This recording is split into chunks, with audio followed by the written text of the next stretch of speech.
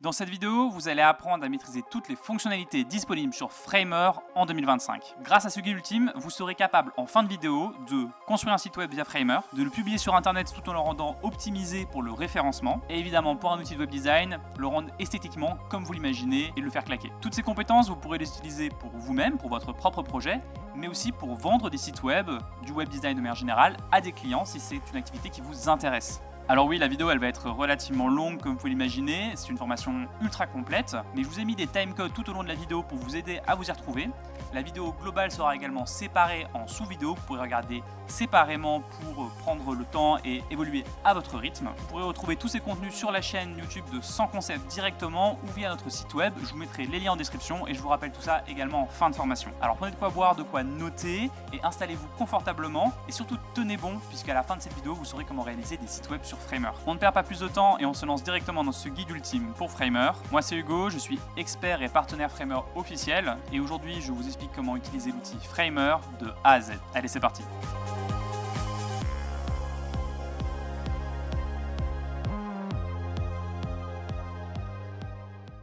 Pour se former dans un ordre logique, voici un petit peu l'organisation de cette formation. Il y aura 8 grands chapitres, chacun divisé en sous-chapitres. L'ordre des chapitres et sous-chapitres est pensé de manière logique pour suivre le processus habituel de création d'un site web. Et donc dans l'ordre, nous avons les chapitres suivants. Hello! Alors petite pause de la post-prod pour vous dire que finalement on ne pourra pas retrouver l'ensemble de ce contenu directement dans la formation Framer que vous allez voir ici, tout simplement parce que quand on met tout bout à bout, ça fait jusqu'à 6 heures de vidéo, ce qui est quand même un peu trop long pour une seule vidéo de formation. À la place, on vous a sélectionné pour cette vidéo-ci plusieurs sous-parties de la formation qui, mises bout à bout, vous donnent quand même une base solide pour pouvoir commencer à faire vos premiers sites Framer. Maintenant, si vous voulez déjà aller plus loin au niveau des compétences et approfondir vraiment toutes les fonctionnalités de Framer existantes qu'on répertorie dans cette formation gratuite, on vous donne rendez-vous dans la description de cette vidéo où vous pouvez trouver un lien pour accéder à notre formation gratuite directement sur notre site. Là, vous trouverez l'ensemble des différentes vidéos et sous-parties avec du détail de texte, etc. Et vous pouvez y accéder dès maintenant. En parallèle, on vous invite à vous abonner à notre chaîne YouTube puisque l'ensemble des sous-parties que vous voyez ici sortiront sur notre chaîne YouTube directement et donc vous permettront de découvrir un petit peu la formation de manière plus complète si vous ne voulez pas passer par le site web. En plus de cette formation, d'autres contenus sortiront sur cette chaîne YouTube concernant Framer ou le développement d'applications. C'est tout pour cette parenthèse, bonne formation. Allez, cette fois, on se lance pour de bon dans le vif du sujet. Pour suivre cette formation, je vous conseille également peut-être d'avoir Framer ouvert sur un autre écran si vous en avez la possibilité pour suivre en parallèle et chipoter un peu, c'est la meilleure manière d'apprendre. Pour installer l'outil ou vous inscrire dessus, vous trouverez un lien directement en description qui vous amènera sur le site et vous permettra de vous inscrire rapidement. C'est tout pour la mise en place et je vous retrouve de l'autre côté directement pour le premier chapitre dédié à l'interface et à la découverte de Framer.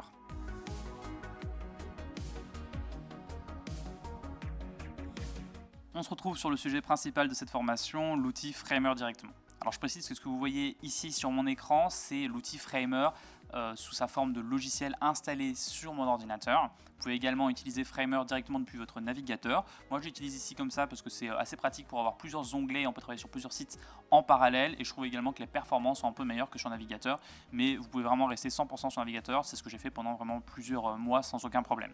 On va suivre un petit peu du coup la structure de ce dashboard, donc là on est vraiment sur la partie dashboard de Framer, on n'est pas encore dans un projet, d'ailleurs vous pouvez voir qu'actuellement je n'ai aucun projet de créer.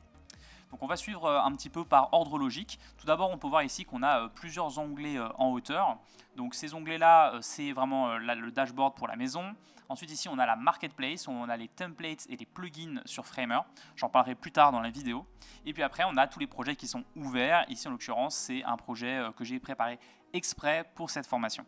On revient à notre dashboard et ensuite on peut voir donc que la ligne suivante, on a trois parties. D'abord sur la gauche, là c'est ce qu'on appelle le workspace. Donc sur votre dashboard, vous pouvez avoir plusieurs workspaces et donc c'est des zones de travail où vous pouvez avoir des projets. C'est vachement pratique quand vous voulez partager par exemple un projet avec un client. Il peut avoir du coup son workspace, vous vous connectez dessus directement pour pouvoir travailler sur son site et ensuite vous pouvez juste partir, comme ça lui il a encore son workspace avec son projet, ce qui peut permettre de un peu cloisonner les différents projets tout en ayant la main quand vous faites de la maintenance, etc. Donc là je suis sur un workspace de démo, mais on peut voir que j'ai le workspace également de Sans Concept, etc., etc. Les guest workspace sont donc ceux où je vais me retrouver quand moi je suis ajouté comme invité sur un workspace, et les workspaces au-dessus sont ceux où moi je suis vraiment membre de ce workspace. On peut évidemment ensuite en créer un tout simplement en cliquant ici. On peut avoir accès à des templates de workspace.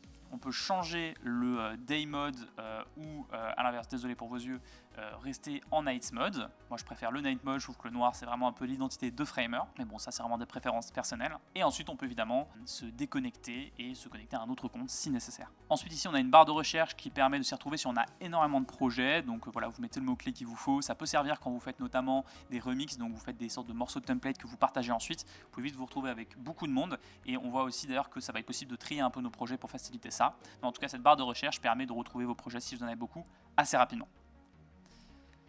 Finalement sur la partie droite ici on peut voir le nombre de personnes qui sont dans un workspace. Là je suis dans les settings de mon workspace, donc on peut voir déjà que je peux inviter des utilisateurs. C'est quelque chose que je peux également faire en cliquant directement ici dans Invite Members.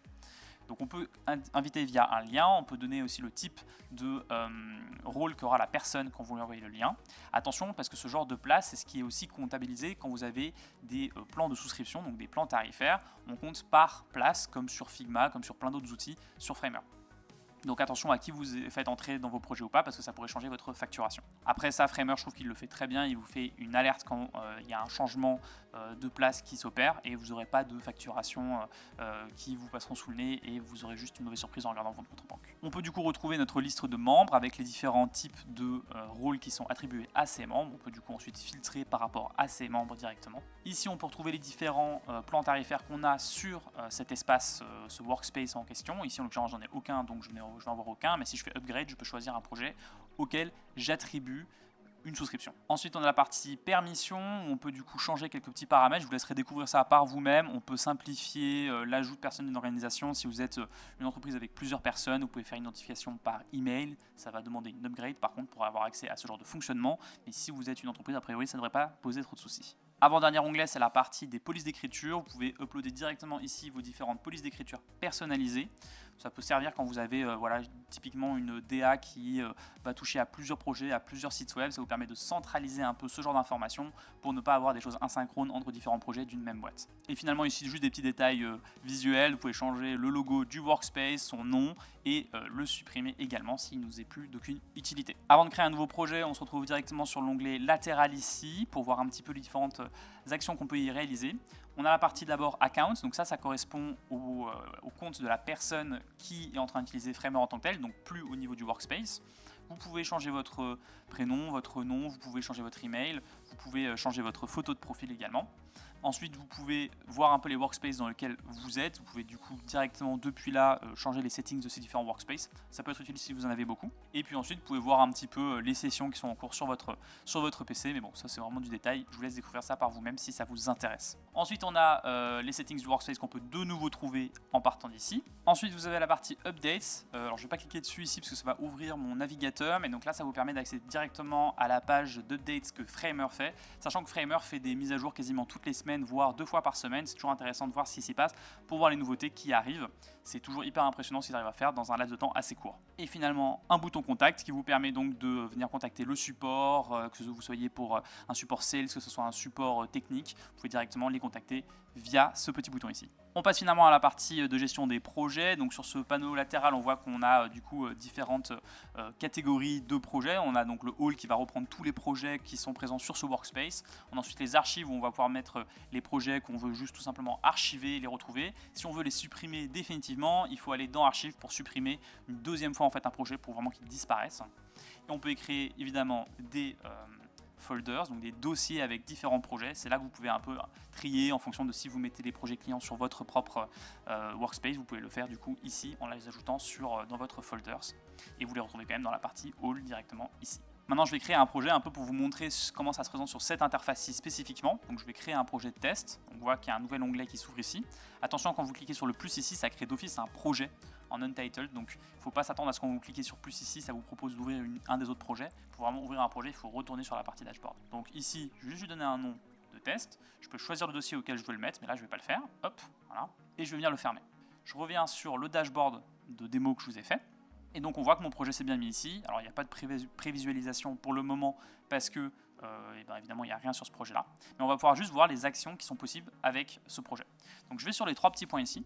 Et donc on peut voir déjà que je peux l'ouvrir dans un nouvel onglet. Ça sera possible uniquement sur la partie logicielle de Framer, donc pas sur la partie navigateur. Vous pouvez copier le lien vers ce projet, ça vous permet à des gens de voir facilement du coup le projet sur lequel vous travaillez. Vous pouvez également copier ce qu'on appelle un remix link. Alors les remix links, c'est des projet, en fait, vous envoyez à quelqu'un et quand il obtient ce lien-ci de Remix, il peut copier ce projet directement sur son propre workspace. Donc c'est utile quand vous voulez partager par exemple un site que vous avez fait pour un client sur votre espace et vous l'envoyez à votre client via ce Remix Link, ou ça peut aussi servir si vous voulez vendre par exemple des templates et des composants sur Framer, même si je vous propose quand même plutôt de le faire sur la partie marketplace officielle, ça sera plus pertinent, mais vous pouvez quand même également redonner des projets comme ça à des gens via ces Remix Links pour qu'ensuite eux puissent vraiment bidouiller sur ces projets directement sur leur propre espace. Vous pouvez dupliquer un projet, vous pouvez le déplacer de fichier en fichier, enfin de dossier en dossier plutôt, vous pouvez le renommer, vous pouvez ouvrir les paramètres spécifiques à ce projet et puis vous pouvez évidemment passer à un plan tarifaire supérieur quand vous voulez publier par exemple votre site web. Et puis vous pouvez l'archiver comme je vous disais, et là je vais juste vous montrer comment ça se passe quand on archive. On archive le projet, ça me met une modale qui me demande de confirmer, très bien. À ce stade je n'ai pas supprimé le projet, je dois aller dans archive directement, et ici je peux soit le désarchiver, soit réellement cette fois le supprimer. Et là c'est ce que je vais faire, tac. Et là il aura définitivement disparu, donc attention à ce que vous faites à ce moment-là. On se retrouve de nouveau sur l'interface de Framer lorsqu'on a ouvert un projet. Et donc on va directement un peu voir cette interface là, voir les différentes sections et après on ira plus en détail évidemment sur le reste de toute la formation pour savoir que fait chaque section. Donc on va suivre une forme un petit peu en U ici pour voir les différentes fonctionnalités. Donc on va partir d'en haut ici, on va passer sur l'ensemble de ces onglets ici dans un premier temps. Ensuite on va parler de la zone d'éditeur, ce qu'on appelle un canevas aussi dans le web design. Et finalement on va parler de cet onglet latéral qui en fait change en fonction du composant qui est sélectionné et qui du coup reprend les différents paramètres de ce composant. Et finalement, évidemment, on terminera par la partie un peu plus de settings et de publication du site web. Et donc cette forme en fait ici en U qu'on va suivre, c'est globalement l'évolution chapitre par chapitre de la formation, grosso modo, qui est du coup l'ordre logique de mise en place d'un site web. En haut ici, on va avoir les raccourcis généraux et également les settings du coup liés à votre site. Vous pouvez retourner au dashboard ici, ça c'est ce que vous pouvez faire notamment quand vous êtes sur navigateur puisque vous n'aurez pas cette petite maison affichée là. Vous aurez les menus vers le Quick Action, qui est une sorte de petit menu latéral, latéral central qui se met ici. Vous pouvez faire une recherche par rapport à ce que vous recherchez. Vous pouvez donc voir un peu les différentes actions d'édition qui sont assez classiques sur un logiciel de web design et de design en manière générale. Je vous laisse découvrir point par point un petit peu ces différentes sections, il y a des préférences et tout ça, et après il y a la partie side setting, ça j'en parlerai de manière plus complète en fin de vidéo. Ensuite vous avez les autres raccourcis que vous voyez ici en haut avec Insert qui permet d'ajouter des éléments directement sur votre site, sur la feuille blanche donc, du Canva ici. Donc on a des choses pour vous aider à démarrer comme de la navigation, des menus et Wireframer qui est une des IA de Framer dont je vous parlerai en fin de formation. La partie CMS dont on parlera également et les différents éléments insérables prévus en amont par Framer, c'est également l'objet d'un chapitre. Ici on a la partie layout qui permet en fait de déjà mettre en place très rapidement des structures de site web. La partie layout j'en parle également dans un chapitre plus en détail. On a la possibilité d'ajouter un texte très facilement ici, les vecteurs dont on parlera également et de nouveau les CMS si vous voulez basculer sur la vue donc, de CMS du site. Donc voilà un petit peu pour le volet en haut à gauche et sur le côté, c'est vraiment pour tous les éléments insérables et les paramètres de site. Maintenant on passe un peu à la zone centrale, celle où vous allez passer le plus de temps, donc au niveau vraiment du Canva. Donc là on peut voir qu'on a sélectionné vraiment une page, et lorsqu'on sélectionne une page et qu'on travaille dans le Canva, on sort du coup de ce menu Insert qu'on voit ici, et on passe sur une navigation latérale qui est différente. Donc on a trois onglets. L'onglet page où on peut gérer nos différentes pages, l'onglet Layers, où on va pouvoir gérer les couches de la page sur laquelle on se trouve. On peut retrouver le nom de la page que l'on trouve ici. Donc là, c'est le projet. Et après, ça mettra slash le nom de la page à chaque fois. Et tout manière, pour le voir correctement, vous pouvez juste aller sur page et vous verrez que la zone sélectionnée en gris est la page active. Donc les layers, c'est les différentes couches qui sont liées à cette page. Et vous pouvez voir aussi le nom de la page ici. Et les assets, qui sont du coup tout ce qui va être composants, les styles, les vecteurs. Et on en reparlera aussi tout bientôt. Avant d'aller plus loin sur le reste de l'interface ici sur Framer, je vais juste m'attarder un petit peu sur la partie Layers parce qu'on va passer très vite dans le vif du sujet par la suite et donc je veux juste vous montrer un petit peu comment cela fonctionne. La partie Layers en fait, ce qu'il faut comprendre c'est que chaque page est constituée de plusieurs couches, donc des layers et c'est là qu'en fait on va organiser les différents composants, les différents éléments qui sont présents sur notre page spécifique. Donc ça se gère page par page, comme vous pouvez le voir ici c'est la home qui est sélectionnée, mais je peux sélectionner une autre page si je veux modifier les couches, les composants d'une autre page. C'est vraiment cette succession de couches qui va composer le visuel d'une page. Et donc on peut voir que par défaut déjà on va avoir cette première interface ici avec du coup une barre bleu clair et une barre un peu plus grosse en horizontal en dessous. Et là ça s'appelle desktop. Ça c'est mon breakpoint qui est globalement le premier qui est celui d'ordinateur et on voit qu'il y a écrit primary à côté. La partie des breakpoints j'en parlerai un peu plus tard dans une partie spécifique qui est dédiée à la création de pages et de breakpoints. Mais du coup quand ensuite je vais dérouler vraiment cette page que je peux sélectionner au global ici, je vais avoir cette interface qui va s'afficher et on voit qu'en fait à chaque fois ça va être déroulant et ça va partir comme ça. Donc ici c'est très rudimentaire, hein. Il y a vraiment la page, il y a ce qu'on appelle une stack, donc 2 barres horizontales ou 2 barres verticales, qui est en fait une boîte dans laquelle on va avoir un texte par exemple qui est compris. Et donc globalement ce qu'on peut voir ici c'est qu'il y a une sorte de hiérarchie qui se met en place dans la partie layers, donc des couches comprennent des couches qui comprennent des couches. On peut avoir plusieurs couches au sein d'une même couche, donc typiquement je peux avoir plusieurs textes au sein de la même couche header, ou je pourrais avoir une autre couche au sein de cette partie header qui comprendrait d'autres éléments, etc. Et donc c'est vraiment cette sorte de fonctionnement en poupée russe qui va régir la création des pages couche par couche sur Framer. Donc c'est important de le comprendre ici. Et les petits icônes à chaque fois avant le titre de la couche, que vous pouvez changer d'ailleurs, indiquent un peu le type de couche dont il s'agit. Donc ça c'est une couche page, donc c'est l'ensemble de la page. Ça comme je disais c'est une boîte de type stack, donc en fait il y a un layout appliqué, j'en parle aussi plus par la suite. Et ensuite il y a des parties de texte, il va y avoir des images, il va y avoir des fichiers spécifiques, il va y avoir des composants, etc., etc. Vous allez découvrir du coup ces différentes typologies au fur et à mesure de la formation. Donc pas de stress, si vous voyez des éléments que vous ne connaissez pas au début, ça pourra venir par la suite. Et globalement, vous retrouvez du coup toute cette organisation sur le panneau latéral ici. Donc voilà un peu pour cette petite aparté un peu plus attardée sur la partie layers de l'interface de Framer. Donc une fois qu'on a sélectionné ici, on voit d'ailleurs qu'on a sélectionné une page et qu'on voit donc des paramètres sur le volet latéral qui s'activent, qui sont donc des paramètres spécifiques à une page. Lorsque vous sélectionnez une page, une box, un texte, une image, des choses comme ça, les paramètres latéraux vont changer puisqu'évidemment ça va être intrinsèquement lié aux composants sélectionnés. Sur une page en tant que telle, on a les breakpoints, ça j'en parle juste après, et on a également un petit bouton play qui nous permet de voir spécifiquement cette page. Ça peut être utile quand vous avez plusieurs breakpoints, donc pour ordinateur, tablette et téléphone, vous pouvez directement ouvrir l'une d'entre elles pour voir si votre site donne bien, quel que soit le format de téléphone, d'ordinateur, de tablette que vous avez. On a un petit menu également ici en bas avec l'outil en fait qui est actif pour notre souris. Donc soit la sélection, soit ici c'est vraiment pour se déplacer. On peut également ajouter des commentaires sur Framer, c'est pas forcément quelque chose qui est très connu. Mais voilà, là, ici je peux rajouter un petit commentaire. Ça permet de travailler à plusieurs sur un projet ou même juste se faire des petits reminders si on veut. On peut directement soit éditer notre message, soit même en fait juste le considérer comme résolu. On peut le réouvrir ensuite, et après on peut faire back, etc. Enfin voilà, ça c'est assez classique, c'est la gestion de messages sur un projet collaboratif. De nouveau ici on peut faire un petit toggle jour-nuit, hop, désolé pour vos yeux à nouveau. Et là on a le petit raccourci pour les plugins, on en parlera plus en détail après. On peut également choisir un petit peu ici des paramètres de zoom, de taille d'écran, etc. Et puis encore une fois un petit bouton pour upgrade son projet. On a déjà parlé du volet latéral avec les paramètres, on parlera plus en détail par la suite, mais donc ici déjà en haut à droite, on voit les différents paramètres qui amènent ensuite à la publication et donc un peu les actions finales sur votre site web. Tout d'abord, on voit les utilisateurs actifs sur le projet en cours, donc là on voit que c'est moi. Ici, c'est pour gérer tout ce qui va être localisation et donc en fait c'est les langues sur les sites Framer, on en parlera plus en détail également. Les site settings, les analytics de votre site, un bouton play pour faire une pré-visualisation de votre site web, voir où vous en êtes et comment est-ce que ça rend si vous le voyez en plein écran et ça s'ouvre vraiment sur votre ordinateur, un bouton de nouveau pour inviter quelqu'un à collaborer sur ce projet si nécessaire, et puis finalement évidemment le bouton de publication de votre site. Et voilà, globalement, vous connaissez maintenant l'interface de Framer. C'est pas forcément la partie la plus fun à faire quand on découvre un outil de passer sur toute l'interface, mais c'est un temps gagné plutôt que découvrir au fur et à mesure. Donc je vous conseille de vraiment prendre le temps de vous familiariser avec l'interface qui est facile de prise en main par rapport à beaucoup d'autres outils.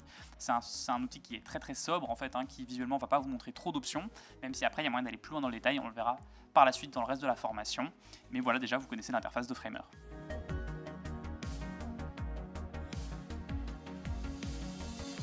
Le premier onglet sur lequel on se retrouve lorsqu'on arrive sur Framer, c'est l'onglet Pages. Vous pouvez le voir directement ici sur le côté. Et c'est assez logique parce qu'évidemment, c'est sur ces pages-là qu'on va construire notre site web, qu'on va créer la magie avec les différents éléments. Sans page, on n'a pas de visuel. Sans visuel, on n'a pas de site. Et sans site, on n'a pas de site. Donc si on veut créer un site web, on doit logiquement commencer par créer une page. Et ça se fait assez simplement. Déjà, quand vous ouvrez Framer, il y en aura une par défaut qui sera créée. Mais je vais vous montrer ici comment le faire hyper rapidement. Donc là, vous en avez déjà plein qui sont créés, évidemment, parce que j'ai préparé cette formation en amont, comme vous l'imaginez. Mais pour créer une nouvelle page, il suffit de cliquer sur ce petit plus ici. on peut choisir le type de page qu'on veut créer. En l'occurrence, ici, on va créer une nouvelle page toute simple. On clique et directement, elle vient de se mettre en bas. On peut directement lui donner un nom et ça sera le nom qui sera affiché dans l'URL également. Donc là, je vais juste l'appeler test par exemple. Hop. Et on peut directement venir cliquer ici pour la voir.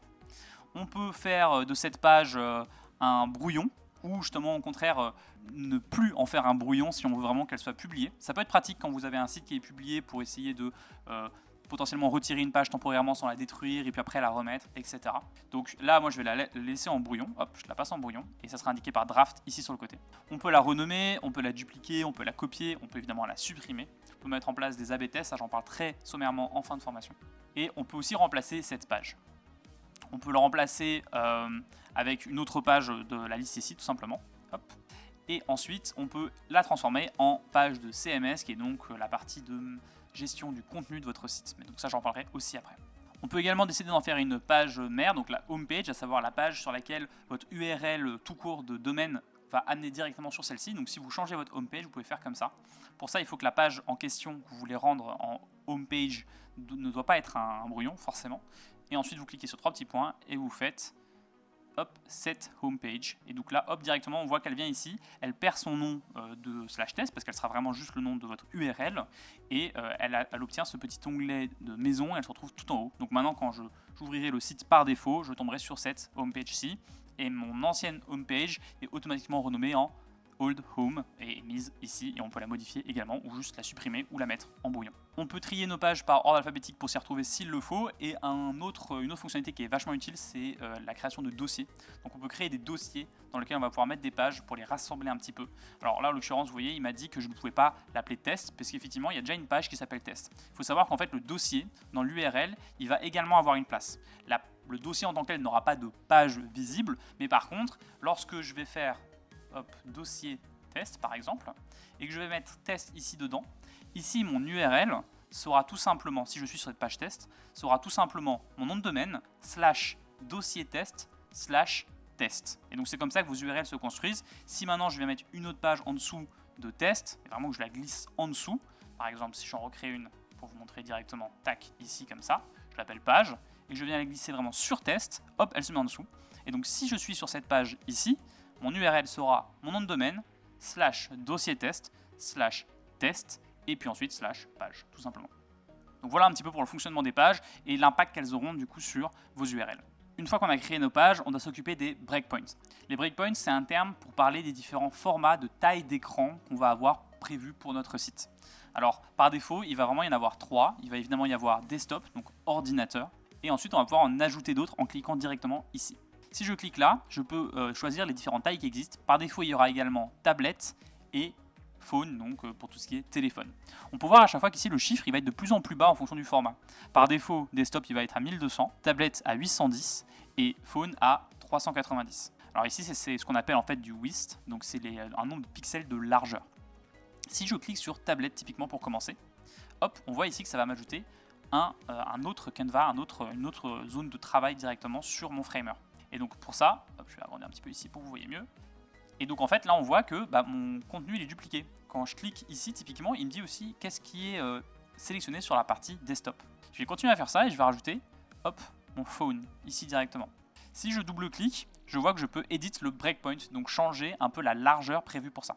Par défaut, je vous conseille de ne pas toucher à ce qui est prévu dans les valeurs ici. Et on peut voir que pour desktop, j'ai 1200, pour tablette, j'ai 1199 et 810, et pour phone, j'ai juste 809. Ce que ça veut dire tout simplement, c'est qu'en fonction de la largeur de l'écran qui consulte votre site web, ça sera cette version ou cette version qui sera chargée et affichée. On va faire un exemple tout bête pour que vous puissiez voir effectivement qu'on change de format à chaque fois.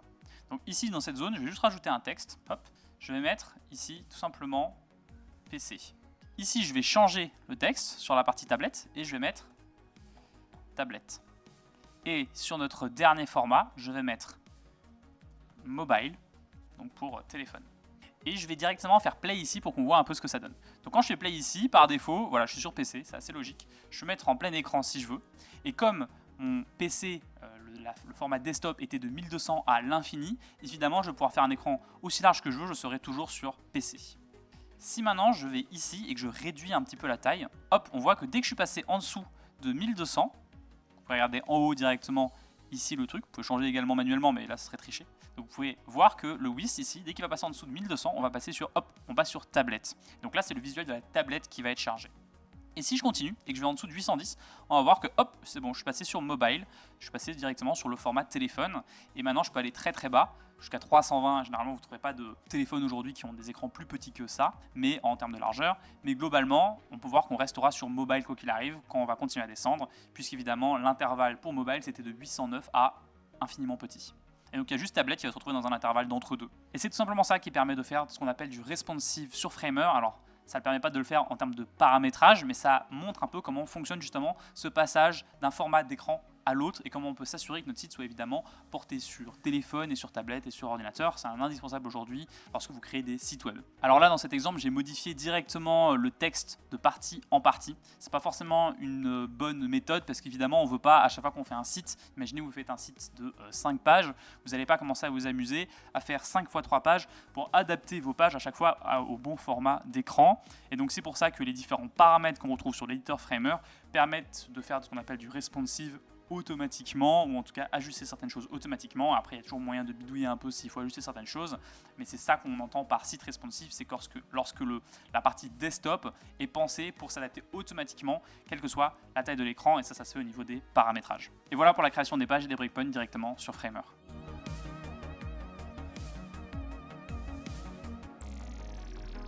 Avoir des styles prédéfinis, c'est quelque chose de super important pour avoir un site web qui correspond à la charte graphique du projet qu'il porte et avoir une structure bien hiérarchisée. C'est vraiment ce petit détail-là qui va donner un aspect très professionnel à un site web et surtout lui donner une consistance dans le temps. Donc c'est pas forcément les phrases les plus fun au monde que vous avez dû entendre à l'instant, mais en même temps c'est hyper utile, ça va vous faire gagner beaucoup de temps et en professionnalisme très très rapidement.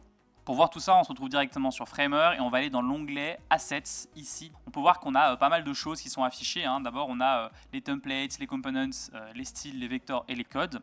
Ici, on va d'abord s'intéresser à la partie des styles. Donc les styles, ils sont divisés en 4 grandes catégories par défaut. Et après, il y en a deux qui sont un peu cachés via le petit plus ici. Tout d'abord, il y a la partie des textes, donc on voit ici. On peut la dérouler. Et on peut voir que par défaut, on va avoir en fait des textes qui vont être mis. Alors ici, ils ne sont pas 100% par défaut parce que j'en ai créé qui s'appelle Body Big, Body Small et Body Extra Small. Ça, c'est quelque chose que je fais moi pour faciliter mon travail et j'ai l'habitude de le faire sur tous mes projets. Mais donc par défaut, quand vous allez faire un petit plus ici et vous allez dans texte, vous allez voir qu'il va vous proposer toute une suite de sémantiques de texte directement. Et donc en fait, ça va être une hiérarchie de titres. Le titre 1, qui va être le titre principal de votre page, il faut qu'il y en ait un par page. Ensuite, le titre 2, qui va être le titre par section de votre page. Le titre 3, qui peut être un sous-titre de section. Le titre 4, etc., etc., jusqu'à titre 6. Bon, moi, je l'utilise très rarement, le titre 6, pour être honnête. Et évidemment, la partie paragraphe, qui est du texte en tant que tel, qui n'est pas donc un chapitre, un titre de chapitre ou autre. Vous pouvez ajouter tous ces nouveaux éléments que vous créez dans des dossiers. Comme ça, si vous devez gérer plusieurs typologies dans le même projet, par exemple plusieurs polices d'écriture, c'est possible de s'organiser un peu de la sorte. Et donc lorsqu'on clique sur un de ces éléments texte pour le créer, on va aller regarder par exemple le heading 1, et ben on va retrouver toute une liste de paramètres directement ici qu'on va pouvoir modifier pour ensuite avoir un style unique pour l'ensemble de nos titres qui utilisent le heading 1, mais même chose pour le heading 2 et même chose évidemment pour la partie paragraphe, pour que tous nos textes soient cohérents sur l'ensemble du site et éviter d'avoir des textes qui un coup vont avoir telle taille, telle couleur, telle police d'écriture, vraiment dans le pire des cas. Donc c'est à ça que servent cette partie des styles texte. Dans les paramètres, on retrouve pas mal de choses assez classiques dans un éditeur de texte. Donc déjà, évidemment, la police d'écriture, le poids de cette police d'écriture, donc à quel point les lettres vont être larges. On va retrouver différents styles préchargés avec cette police, donc le bold, donc le gras et l'italique. La couleur par défaut de ce texte, des transformations possibles, donc est-ce que vous voulez que ça soit par défaut tout est mis en majuscule même si vous écrivez en minuscule par exemple, des décorations comme souligner ou barrer votre texte, l'alignement, est-ce qu'il est latéral, central, justifié, etc. Voir un peu si vous voulez changer, vous voulez rajouter des contours à vos lettres avec le stroke. Le balance, c'est assez utile, ça permet en fait de bien équilibrer votre texte en le passant à la ligne aux bons endroits pour pas qu'il y ait quelque chose qui soit un peu déséquilibré. Donc ça, c'est quelque chose qui va vous suggérer pour un peu améliorer le visuel de votre site. les variables et les open type qui sont des fonctionnalités spécifiques au texte. Et ensuite, comme on parle ici d'un titre et d'un style qui va être repris sur l'ensemble du site, justement, on va pouvoir aussi définir les breakpoints auxquels on associe telle ou telle taille pour ce composant-là. Donc typiquement, si j'ai un titre qui est très grand sur ordinateur, évidemment, je ne vais pas vouloir forcément avoir la même taille de titre pour mon téléphone parce que peut-être que l'écran sera trop petit, donc ça ne va rien donner. Et donc c'est là qu'on va pouvoir venir ajouter des breakpoints avec par défaut L, M et S. Et si je rajoute des formats d'ordinateur plus grands comme Medium et Large, il va même faire des breakpoints de XXL et de XL. Ou alors de XL, L, M, S et XS, bref. Et donc c'est là que vous allez pouvoir changer par breakpoints vraiment la taille de vos titres et de vos textes pour que ça s'adapte automatiquement aux différents formats d'écran que vous allez développer pour votre site. Je ne m'attarde pas ici sur les différents paramètres qu'on voit là, on en parlera un peu plus dans les effets, les paramètres liés au texte dans une autre partie de la formation. Ensuite, on va voir la partie des couleurs qui est évidemment très importante sur un site web. Donc on a le dossier Color ici et on voit que moi j'ai toute une liste de couleurs qui tourne autour du rose globalement, dont je me suis servi pour faire justement ce dossier, tout ce fichier de formation. Et donc les couleurs, même chose, vous devez aller sur le petit plus ici et faire Color et faire New Style ou nouveau dossier si vous voulez avoir plusieurs dossiers de couleurs, même chose si vous avez plusieurs couleurs d'accentuation par exemple, ou plusieurs peut-être des sous-charts graphiques au sein de votre charte graphique, etc., etc. Quand on fait un New Style, donc une nouvelle couleur, on voit déjà qu'on peut la nommer. Donc je vais la nommer, je vais l'appeler Test. Je vais mettre du rouge, je vais la choisir ici. Je peux également choisir le type d'indicatif. Si je copie-colle par exemple une couleur depuis une charte graphique et que j'ai des indicateurs pour choper exactement la bonne couleur, je peux utiliser directement ici ces différents paramètres pour mettre les bonnes valeurs et avoir la couleur qui correspond à ce que je cherche.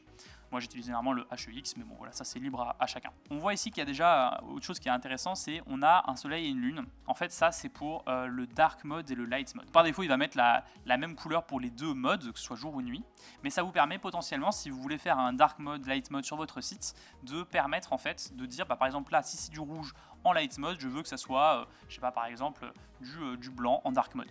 C'est quelque chose qui est possible.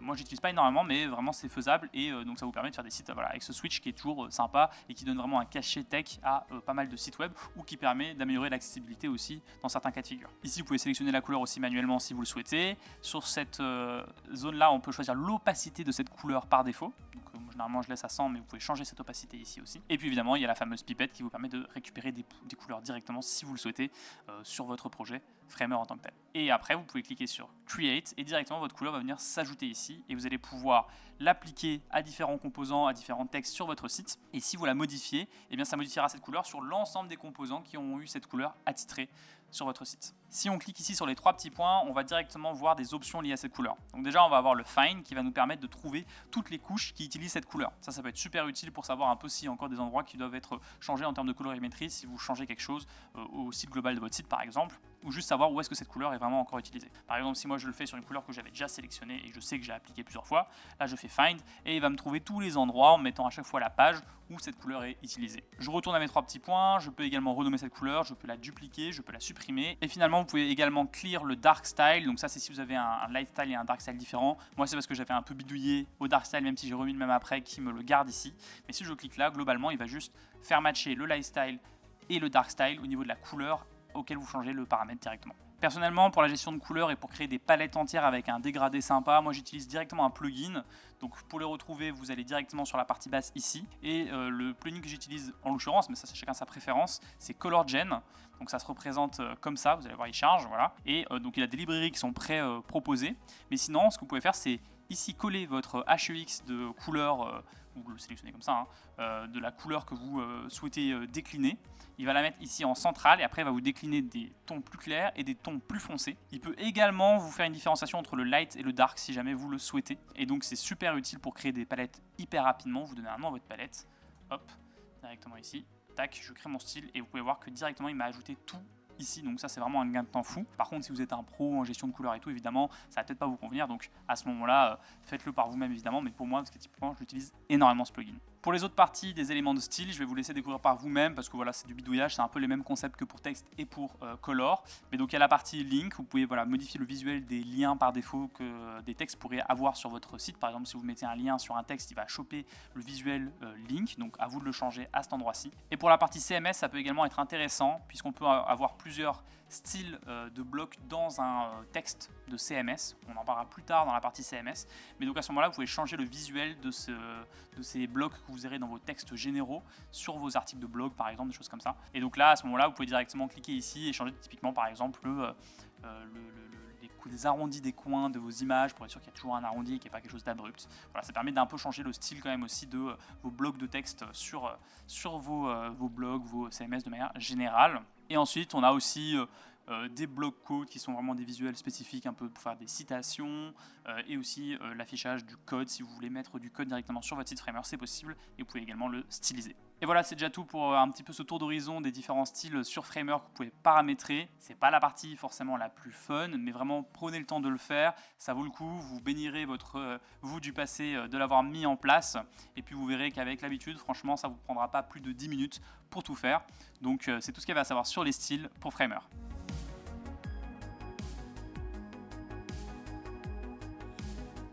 Mettre un élément sur une page de site web, c'est bien, mais évidemment, on ne va pas le glisser et le poser quelque part par hasard sur ce site web. Non, évidemment, il faut lui donner une position.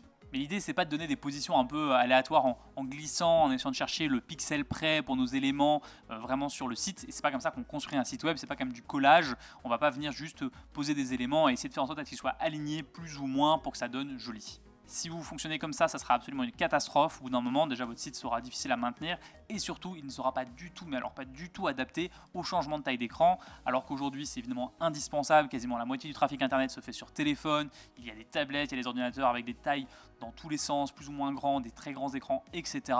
Il faut évidemment bien réfléchir au positioning de vos éléments pour éviter que votre site parte en ruine dès qu'il y a un changement de taille d'écran. Gardez bien à l'esprit que le site, quand vous le construisez sur votre propre écran d'ordinateur, il ne sera pas forcément chargé de la même manière quand il sera sur l'écran de quelqu'un d'autre. Donc c'est pour ça qu'il faut respecter des règles et c'est là qu'on va voir tout l'art du positioning ensemble. On se retrouve sur Framer et là on va pouvoir voir directement ensemble les 4 types de positionnement qui existent par défaut sur l'outil. On a le relative, le fixed, le sticky et l'absolute. De manière générale, les positions, ça s'applique à vos différents composants en cliquant dessus. Donc là je vais prendre par exemple cette grande case là et je vais voir tout en haut que j'ai un positionnement et qu'on me demande le type de positionnement et à ce moment là je peux choisir entre les différents que je vous ai cités tout à l'heure, absolute, relative, fixed et sticky. Je vais les regarder dans l'ordre que vous avez vu là et on va pouvoir parler tranquillement des différentes propriétés de chacun de ces positionnements. Tout d'abord, le relative. Alors, globalement, retenez une chose, c'est que autant que vous le pourrez, utiliser du relative pour construire vos sites web. C'est vraiment la manière la plus rangée et la manière qui s'adaptera le mieux au changement de taille d'écran. Si on regarde ici un peu en détail le relative, on voit quelque chose. Donc j'ai fait un dégradé de couleurs pour que vous voyez un petit peu bien comment est construit la chose. L'idée ici c'était de vous montrer comment ces éléments et ces sous-éléments et ces sous-sous-éléments etc. sont ordonnés les uns avec les autres. Déjà on peut voir sur la barre latérale avec les layers que en fait il y a ce qui s'appelle des stacks et des frames. Les stacks et les frames, ce sont donc des boîtes en fait dans lesquelles on va venir mettre d'autres choses ou on va rien mettre du tout, c'est possible aussi. Et donc on peut voir qu'il y a une icône qui se met devant le nom de la stack à chaque fois et qu'elle peut varier un peu. Alors déjà, petit détail, évidemment, on peut renommer les stacks pour un petit peu s'y retrouver. Là, typiquement, j'ai renommé la stack qui comprend, donc entourée en bleu ici, toute la partie relative, je l'ai renommée relative. A l'inverse, celle qui comprend toute la partie fixed, comme vous pouvez voir ici, elle s'est renommée fixe, comme ça je peux un petit peu me retrouver sur ma navigation latérale en couche, en layers. Mais donc si je reviens sur la partie relative, on peut voir que l'icône devant va un petit peu changer. Des fois je vais avoir 2 barres horizontales, des fois je vais avoir 2 barres verticales, des fois je vais juste avoir un carré, et là c'est frame qui est ajouté à ça. Donc en fait ce que ça nous montre là, c'est tout simplement que il y a différentes typologies de contenants. Il y a les contenants qu'on appelle stack, qui sont des contenants auxquels on a appliqué un layout. La partie layout, j'en parle juste après, dans une autre partie, mais c'est un indispensable pour faire des sites qui sont responsive et aussi pour ordonner les différentes cases, les différents contenants de votre site. Dans ce premier stack qui est en horizontal, je vois que j'ai une autre stack qui, elle, est en verticale, dans laquelle on voit effectivement qu'en verticale sont enchaînées, donc en fait c'est des colonnes, sont enchaînées trois fois la même stack. Et dans cette stack, je vois que j'ai une autre stack qui est horizontale, en dessous de laquelle il y a une frame qui est juste carrée, qui elle n'a pas d'organisation et n'a pas de composants à l'intérieur d'elle-même. Et après, je vois qu'en haut, effectivement, j'ai 2 frames qui sont aussi organisés en colonnes, donc en stack. Bref, donc en fait, ça fait beaucoup de fois le mot stack et frame, c'est sûr, mais le relative, ce que ça dit, c'est qu'en fait, c'est une organisation carrée et homogène des différents composants. On va pas venir, j'ai pas glissé les éléments ici les uns avec les autres, et on peut voir même que je vais pouvoir les réorganiser comme ça, mais ils vont prendre la position tout seuls. Là je le lâche en étant ici, hop, pourtant il vient se remettre tout seul à ce niveau-là. Il n'y a pas, si vous voulez, un petit peu un positionnement aléatoire où les composants vont voler. On peut retenir que globalement le relative c'est un fonctionnement rangé de composants, les uns dans les autres, un peu comme des poupées russes, et on va pouvoir ensuite toucher à certains paramètres comme le padding, le gap, etc. Des concepts dont je vais parler aussi plus tard sur toute la partie de layout, qui vont permettre donc de positionner ces éléments selon vraiment des règles standardisées pour éviter qu'il y ait des non-alignements, qu'il y ait des éléments qui volent, etc. Et c'est aussi ce comportement en relative et en layout qui permet de faire du responsive automatiquement, donc de réagencer les composants de manière toujours ordonnée lorsque la taille de l'écran va changer. Donc le relative, c'est vraiment le type de positionnement qu'il faut que vous privilégiez le plus. Ensuite, on va parler du fixed positioning. Pour le positionnement fixe, ensuite, je vais vous montrer comment ça donne quand je vais carrément play le site. Et donc on voit que j'ai indiqué ici fixed navbar. Et en fait, ce petit composant-là, le carré vraiment en violet un peu plus foncé, il est fixed. Et regardez ce qui se passe quand je scroll, en fait, il reste toujours au même endroit sur l'écran. C'est-à-dire que quelle que soit la position de base qu'il a sur l'écran, quand je lui ai donné dans l'éditeur, il va rester à cet endroit-là, il ne va pas bouger. Et donc en fait, c'est à ça que sert le fixed positioning, c'est juste dire, il y a un élément ici, je veux qu'il reste là.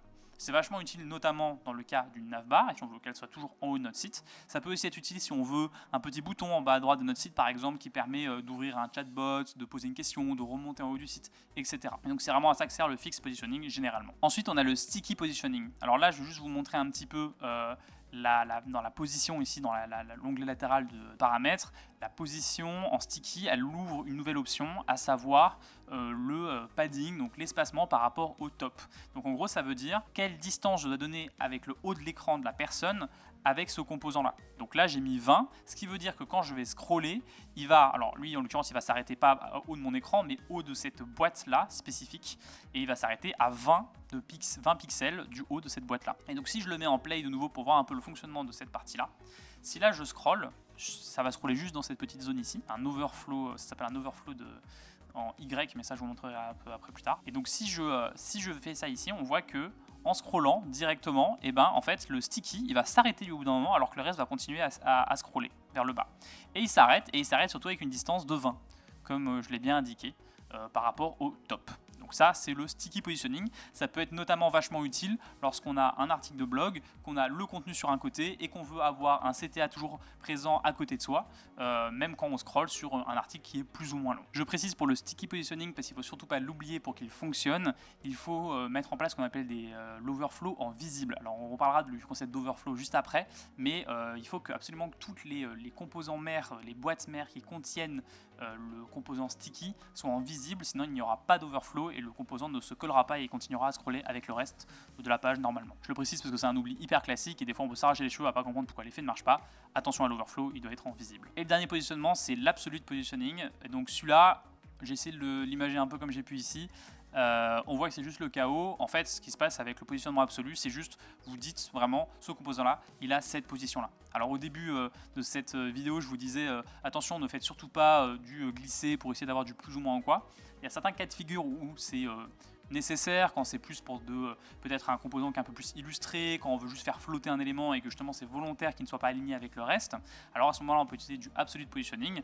Maintenant, attention, c'est un peu tricky pour que le tout reste bien aligné et que ce soit pas chaotique derrière quand il va y avoir un changement d'écran. Mais donc si là je mets play un petit peu, on voit que voilà, tous mes composants sont alignés n'importe comment.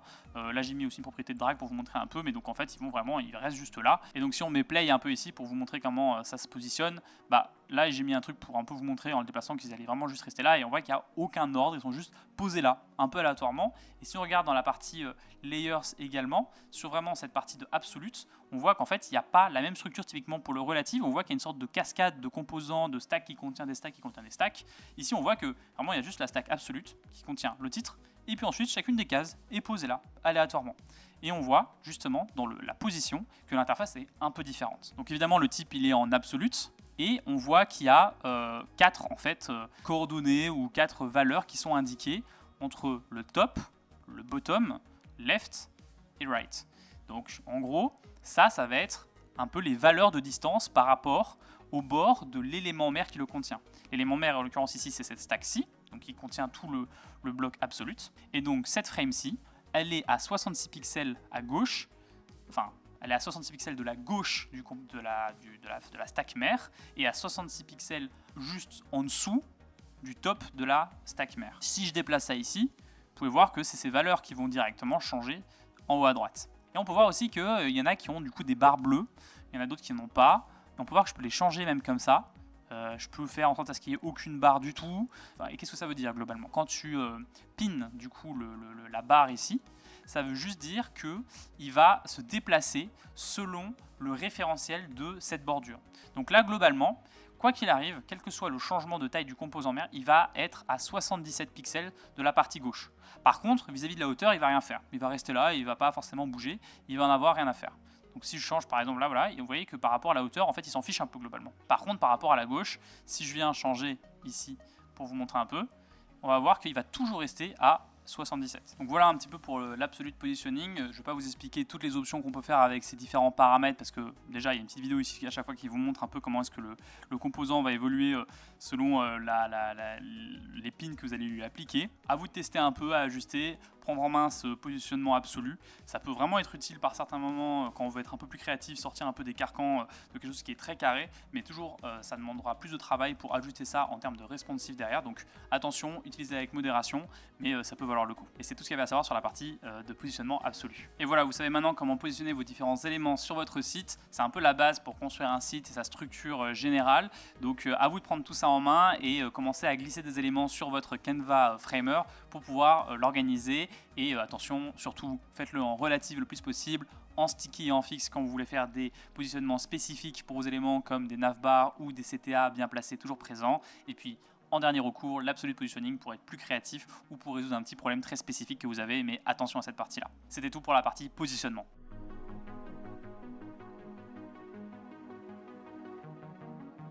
Pour avoir un site impactant et mémorable, l'équilibre des éléments et leur taille est évidemment indispensable. Si certains éléments sont trop grands par rapport à d'autres, qui sont peu naturels, l'expérience utilisateur ne sera pas bonne, l'interface ne donnera pas bien, et donc il est important de savoir bien gérer la taille de ces différents éléments qui composent sa page. Et au-delà de ça, évidemment, gérer la taille de ces éléments correctement est indispensable pour tout ce qui est encore une fois du responsive, donc de l'adaptation de la taille d'écran à votre site, que ce soit un ordinateur avec un grand écran, un plus petit écran, que ce soit une tablette, un téléphone, mais même les téléphones, il y a l'iPhone 16, il y a l'iPhone SE qui ont des tailles complètement différentes, donc c'est toujours bien évidemment d'avoir un site dont on gère les tailles pour déjà un aspect visuel et design, mais évidemment et peut-être même surtout pour que le site soit adapté à n'importe quel support, ce qui est aujourd'hui un fondamental et vraiment un prérequis indispensable sur n'importe quel site web.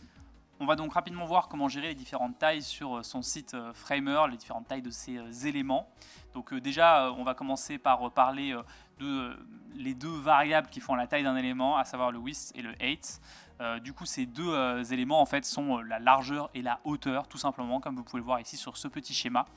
Et lorsqu'on clique sur un élément, on va directement voir en dessous de la partie position qu'on a vu juste avant, la partie size. Donc cette partie size, elle est composée vraiment de deux lignes par défaut, le width, donc la largeur, et le height, donc la hauteur. Et je me rends compte du coup que j'ai fait une faute d'orthographe sur height sur toute la page, je reviens. Voilà, c'est corrigé, c'était pas sur toute la page, c'était une fois sur deux. Voilà, je sais pas pourquoi j'ai fait ça comme ça, mais donc le height, évidemment avec un H. Donc quand on reprend notre élément, qu'on voit les différentes tailles, on voit déjà que c'est un nombre qui correspond à un nombre de pixels. On a ensuite un petit cadenas qui nous permet de garder les dimensions telles quelles. Donc là maintenant, si je veux augmenter par exemple la largeur et que j'ai mis le cadenas, les deux dimensions vont changer ensemble. Donc la hauteur va changer aussi pour garder le même ratio. Ça peut être vachement utile, mais donc ça c'est le petit cadenas qui permet de le faire. Maintenant, pour ces deux valeurs, que ce soit la largeur ou la hauteur, il y a différents types ici qu'on va pouvoir voir. Donc il y en a 4 pour la largeur et 5 pour la hauteur. Et je vais passer dessus un par un. On commence avec le plus simple à comprendre, à savoir le fixed. Donc en fait, ça, c'est tout simplement une valeur où on va fixer la largeur et la hauteur de notre composant. Donc déjà, pour le repréciser, le width, la largeur, a 4 types de tailles différentes. Le height en a 5. C'est les mêmes que le width, mais avec juste le viewport en plus. Donc ça, on pourra s'y attarder à la fin. Mais donc quand je vais parler ici du fixe, relatif, etc., je m'adresse évidemment au width et au height. Pour le fixed, en gros, c'est juste une valeur qui correspond encore une fois à un nombre de pixels, sachant que généralement un téléphone, on va être autour des 360 pixels de largeur. Ça vous donne un ordre d'idée. Donc c'est pour ça que si vous voulez faire un composant, vous voulez être sûr qu'il reste toujours portable sur téléphone. Moi, généralement, je le mets à 330 de largeur, par exemple. Bon, Ça c'est vraiment une règle comme ça, vous n'êtes pas du tout obligé de le suivre. Idéalement, évidemment, il ne faut pas trop utiliser le fixed comme taille parce que ça peut poser des problèmes de nouveau lorsqu'il va y avoir des changements de taille d'écran. On va voir les autres types de taille aussi, mais le fixe c'est un peu celui par défaut qui va être créé où on peut vraiment changer la taille de notre élément comme on le souhaite puisque c'est une valeur fixe. Ensuite on a le relative, là ça va être un pourcentage ou un peu comme un modèle de poupée russe, on va avoir un élément qui va avoir une... Alors, typiquement ici je prends avec le width, ça pourrait aussi être avec le height, une largeur en relatif. Et là la valeur c'est 10%, on voit que c'est que des pourcentages. Et donc effectivement on voit que ici en fait ce qui se passe c'est que ma boîte par rapport à son élément parent, qui est la grande boîte en rose clair ici, cette boîte avec un rose un peu plus flashy, globalement est à 10% de la largeur de cette grande boîte. Là en l'occurrence c'est 50% de la largeur. Donc si je le mets par exemple, je fais un centrage sur le côté, ici, tac, je vois qu'effectivement ça arrive à la moitié de la largeur du composant parent qui le comprend. Et après on a la position relative, la taille relative à 100%, et donc là globalement ce que ça veut dire c'est que ça prend toute la largeur, et c'est la même logique pour la hauteur. Alors la relative 100%, vous allez voir, c'est un peu comme le fill qui est aussi en fait le concept de remplir l'élément parent. Et donc là on le voit ici, cet élément parent il est en bleu ici, et l'élément que j'ai mis en rose un peu plus flashy ici, il est en fill pour sa largeur, directement ici. Et donc si je le mets en fill, eh ben, il va remplir le truc. Si ici je reprends du coup mon élément relatif à 100% et que je le mets en fill, on va voir que rien ne va bouger, puisqu'en fait relatif 100% et fill, globalement, a le même impact. La seule chose, c'est que le relatif, il peut aussi être utilisé dans des cas de absolute positioning de votre composant, là où le fill n'est pas toujours utilisable, notamment dans le cas du absolute. C'est toujours pratique de savoir que le relatif 100% peut être utilisé dans un cas de absolute quand on veut copier un effet qui s'apparente du coup à du fill. Fill en largeur, fill en hauteur, et fill en largeur et en hauteur, on voit qu'en fait, le composant parent est complètement rempli par son composant enfant. On peut le voir ici avec le coin, en fait, on voit que le petit composant parent dépasse encore un peu, mais que du coup il y a bien le composant enfant qui est par-dessus et qui le remplit intégralement. Finalement, dernier type de taille pour la partie width, donc largeur, et l'avant-dernier pour la partie height, c'est le fit. Et là, c'est un petit peu une logique inverse. C'est au lieu de se dire, je vais aller chercher me référencer par rapport à la taille de mon élément parent, comme par exemple ici, le composant fille va prendre la largeur du composant parent avec le fil. Là, ça va être l'inverse. Typiquement, là, j'ai un composant parent qui est en rose très clair, et l'autre rose est le composant fille, qui a une taille fixe de 105 et de 72. Bref. Ce composant parent, lui, actuellement, il est en fil-fil. Okay, il n'y a pas de fit appliqué. Par contre, si je lui mets un fit sur sa largeur, ici, on voit qu'il va venir coller l'élément phi, et on voit d'ailleurs que ça nous indique même la taille que ça lui donne, à savoir 105. Et si je vais regarder l'élément phi, son fixe, il est bien en 105. Donc en fait, ce qui s'est passé, c'est que l'élément parent, qui est au-dessus de lui dans l'organisation des couches, est venu prendre la largeur de son élément enfant le plus large, en l'occurrence. Parce que si j'avais un élément encore moins large, par exemple si j'en prends un ici et que je le mets à 50, et ben en l'occurrence ici, il va quand même rester à 105 parce que c'est l'élément le plus petit. Par contre, si l'élément du coup, enfin c'est l'élément le plus grand pardon qui va primer. Par contre, si l'élément le plus grand, même chose, je le change et que je mets à 50, paf, il va venir me coller les deux, puisqu'en fait les deux sont de la même taille. Donc ça c'est le fit en largeur. Il y a le même concept avec le fit en hauteur, et donc on retrouve bien le 72 qu'on avait pour notre élément ici. Et après il y a le fit dans les deux sens, donc on va avoir le 105 et le 72, donc l'élément parent aura pris la taille de son élément enfant. Ça peut avoir pas mal d'utilité d'utiliser le fit, donc voilà, c'est une fonctionnalité qui est assez indispensable et qui est un peu à l'inverse du relatif et du fill. Et finalement le dernier type de taille qui est appliqué cette fois-ci uniquement à la partie de hauteur, c'est le viewport. Le viewport, en fait, le concept c'est on va définir la taille du composant par rapport à un pourcentage de la taille de l'écran qui affiche ce site web. Donc typiquement, sur un téléphone et sur un ordinateur, le viewport ne va pas forcément avoir exactement la même hauteur puisque ça va dépendre de la taille de l'écran. Donc si je mets par exemple un play ici, je vais pouvoir me rendre compte assez vite de ce que ça veut dire. En fait, ici, la partie viewport, ça là, globalement, ce viewport égale 10, ça veut dire que cette partie-là, cette boîte, fait 10% de la hauteur de mon écran. Là, ici, ça fait 50% de la hauteur de mon écran. Et ensuite, le viewport 100, eh bien, on voit effectivement, ça remplit parfaitement mon écran. Et donc, en gros, si maintenant, ici, je veux le mettre sur téléphone, donc c'est pour ça que j'ai créé, hop, un petit visuel téléphone ici, on va voir que la largeur ne va pas changer elle, puisqu'en l'occurrence, il n'y a pas de viewport sur la largeur. Par contre, sur la hauteur, on va retrouver ce carcan avec effectivement, là on voit que j'ai une largeur, un device avec une hauteur certaine. Si je descends ici à 600, hop, le viewport va toujours faire la même taille de mon écran. Par contre, on voit qu'il est plus petit par rapport à avant. Donc là, je ne sais pas si vous vous rendez compte, mais il fait vraiment tout pile la même taille. On voit aussi ici qu'il est beaucoup plus fin, le viewport de 10 par exemple. Si ici je repasse à 800, hop, on voit qu'il est devenu plus large parce qu'il s'est adapté à cette taille-là. En gros, ce qui s'est passé, c'est que le viewport de 10, c'est 10% de la hauteur de mon device. Et donc forcément, là, le viewport, il fait 10% de 800 pixels, donc 80 de hauteur. Par contre, si je mets 400, hop, là, il fait 40 pixels de hauteur, donc on voit effectivement qu'il est nettement plus petit que quand il est à 800. Donc ça, c'est le concept de viewport. Ça peut être super utile si vous voulez remplir des écrans par défaut. Vous êtes sûr que la taille de l'écran sera minimum de 100 pour un élément que vous voulez montrer en entier sur l'écran de quelqu'un. Finalement, dernier élément intéressant, la partie dans la size où on peut en fait appliquer des minimums et des maximums. Donc des maximums de largeur, des minimums de largeur, des maximums de hauteur, des minimums de hauteur. Ça peut être super utile dans plein de cas de figure.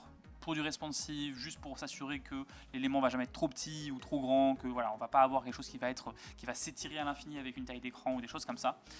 Donc ici typiquement, on voit que là on est dans un cas de figure où j'ai mis par exemple ce composant, il est en taille maximum de 300, ce composant il est en taille minimum de 300, et donc en fait, on va regarder d'abord le minimum, lui il est en fit, et donc il est en fit par rapport à son composant phi, qui est du coup le texte ici. Et donc si j'agrandis le texte, hop, il s'agrandit. Mais par contre, si le texte est trop court, hop, il va rester à une taille minimum, alors que si je lui retirais cette taille minimum ici, il va venir coller mon texte et devenir beaucoup plus petit. Donc ça, typiquement, c'est utile quand on veut faire des boutons, on veut que la taille du bouton soit standardisée. Il faut qu'elle soit standardisée à la baisse, mais qu'elle grandisse quand même si le texte devient trop grand. Et donc dans ce cas-ci, on peut utiliser le minimum width par exemple. Et le maximum width, c'est un petit peu la même chose. Là ici, il est supposé être en fil de l'élément parent. L'élément parent, c'est cette grande case bleue. Donc en théorie, il devrait faire toute la largeur. Mais comme j'ai mis un maximum width de 300, et bien il va s'arrêter à 300. Par contre, si je retire ça, on voit qu'il va remplir l'ensemble du truc. Et ça, c'est quelque chose qui est vachement utile, notamment quand on fait le site web sur la partie desktop, donc ordinateur, et qu'on sait qu'il y a des écrans qui peuvent devenir super grands, mais qu'on ne veut pas que notre site soit complètement étiré et qui ressemble à rien du tout. Et bien à ce moment-là, on peut appliquer un maximum width par défaut sur l'ensemble de notre page. Et voilà, il n'y a pas grand chose d'autre à savoir sur la partie sizing, sur les site framers. C'est évidemment un indispensable à maîtriser. C'est vraiment pas très complexe en soi. Je vous invite à chipoter un petit peu pour découvrir tout ça. Et puis voilà, on s'arrête sur cette partie de size à ce stade.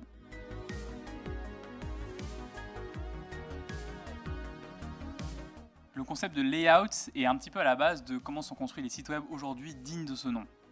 L'idée elle est assez simple.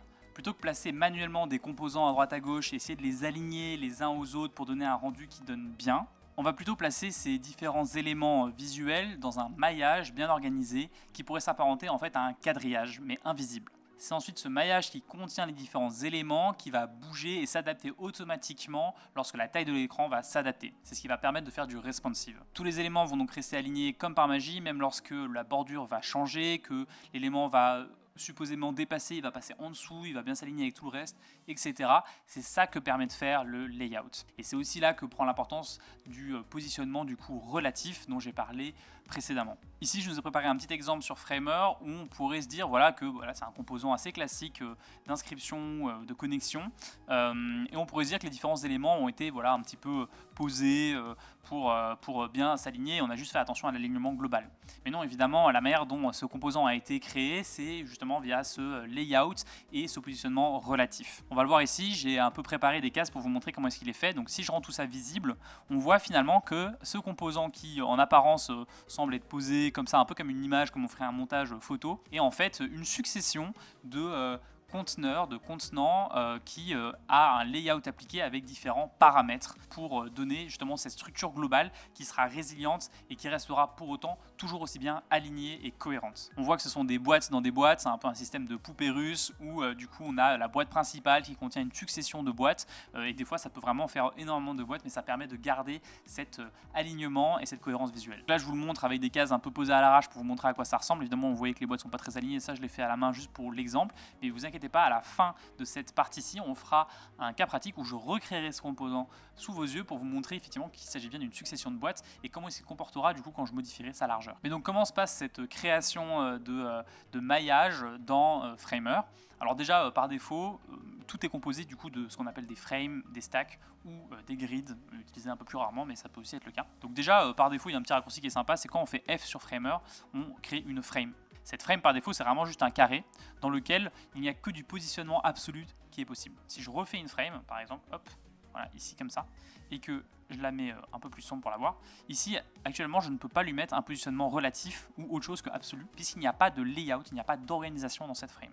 Et d'ailleurs, c'est pour ça qu'elle reste juste en carré. C'est vraiment un carré comme ça serait une image, et dedans, voilà, j'ai effectivement un cube, mais qui ne va pas être organisé. Par contre, si je retourne sur cette frame, et qu'ensuite sur la droite, je viens ajouter un layout, comme par magie, je ne sais pas si vous avez vu, mais mon carré ici, il s'est aligné. Donc, je vais le reprendre, je vais le décaler un peu. Hop, décaler un peu les accès. Et je vais recréer un layout pour ma case. Et hop, on voit qu'il s'est mis au centre. Et on voit maintenant que je peux jouer sur pas mal de petits paramètres pour le déplacer. Et il va être parfaitement aligné, ce qu'on appelle le pixel perfect, dans cet élément-là, sans même que j'aie à y toucher. Et à ce moment-là, d'ailleurs, on voit que le carré, il a changé de type de positionnement. Il est passé en relatif, ce qui est vraiment le positionnement qu'on va essayer de chercher le plus possible. Après, je peux repasser en absolu si je veux, mais là, à ce moment-là, je joue à un jeu dangereux. Donc maintenant, on va voir un petit peu ensemble les différents paramètres qui sont liés à cette section de layout dans les paramètres latéraux. Donc déjà, quand je sélectionne une case globalement, donc les layouts sont là, en dessous de size, et j'ai plusieurs paramètres qui vont être possibles. Ça va un petit peu changer en fonction du type de composant que j'ai. Est-ce que c'est juste une stack? Est-ce que c'est aussi du texte? Est-ce que c'est un autre type de composant spécifique? Donc là, déjà, on va voir que la première ligne concerne le type.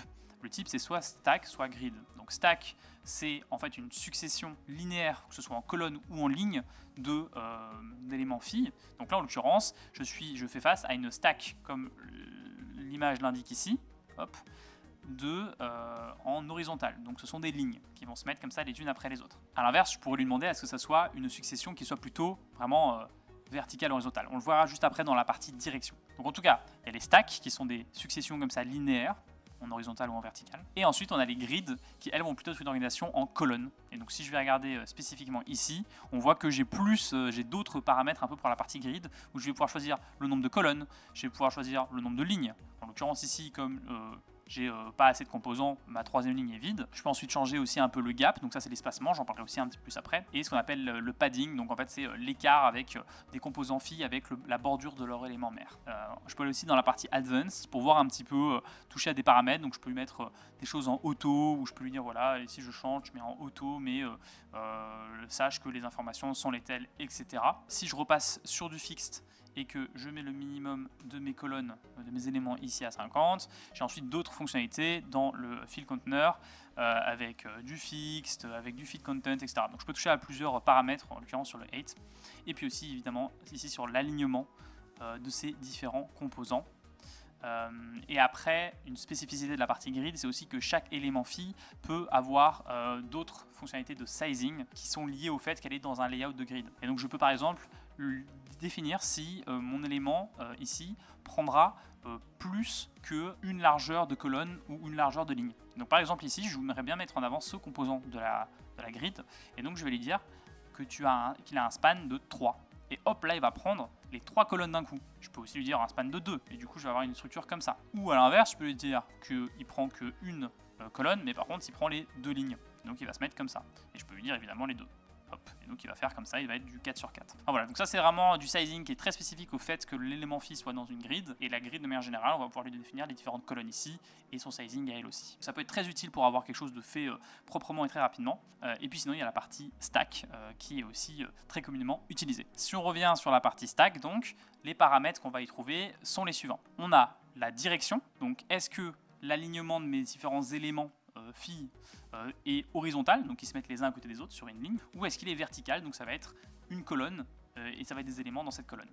Donc voilà un petit peu comment ça se change ici avec ces deux flèches qui sont assez indicatives, et on peut voir d'ailleurs que ça va changer quelque chose aussi sur le visuel de ma petite icône ici sur la stack. Donc ça nous permet de très rapidement savoir si on a affaire à un positionnement plutôt horizontal ou vertical. Donc on voit que ça change ici l'orientation de mes deux petites colonnes. Ensuite, on a la partie distribution. On va pouvoir voir du coup la manière dont on veut positionner par défaut les éléments phi qui sont dans ma frame, dans ma stack. Ça va dépendre du positionnement qu'on donne, de la direction qu'on donne, pardon, parce que là, en vertical, le start, il va dire évidemment qu'on commence par le haut. Par contre, en horizontal, il va dire on commence par la gauche. Alors ici, on ne peut pas le voir parce que les éléments phi sont trop petits en taille, mais si, enfin sont trop grands pardon, en taille. Par contre si je leur mets une petite taille, hop, je vais leur mettre genre 12, hop, on voit que effectivement il a bien commencé à aller centrer sur la gauche. La distribution va dépendre de la direction, la manière dont la distribution va être impactée va dépendre de la direction, et ça va être la même chose pour l'alignement. Donc il faut un petit peu jouer entre distribution et alignement. Ça peut sembler complexe, mais en fait vous allez le voir qu'en touchant un petit peu à Framer et à cette partie là, vous allez prendre très vite les bons réflexes. La partie start, on va commencer en haut.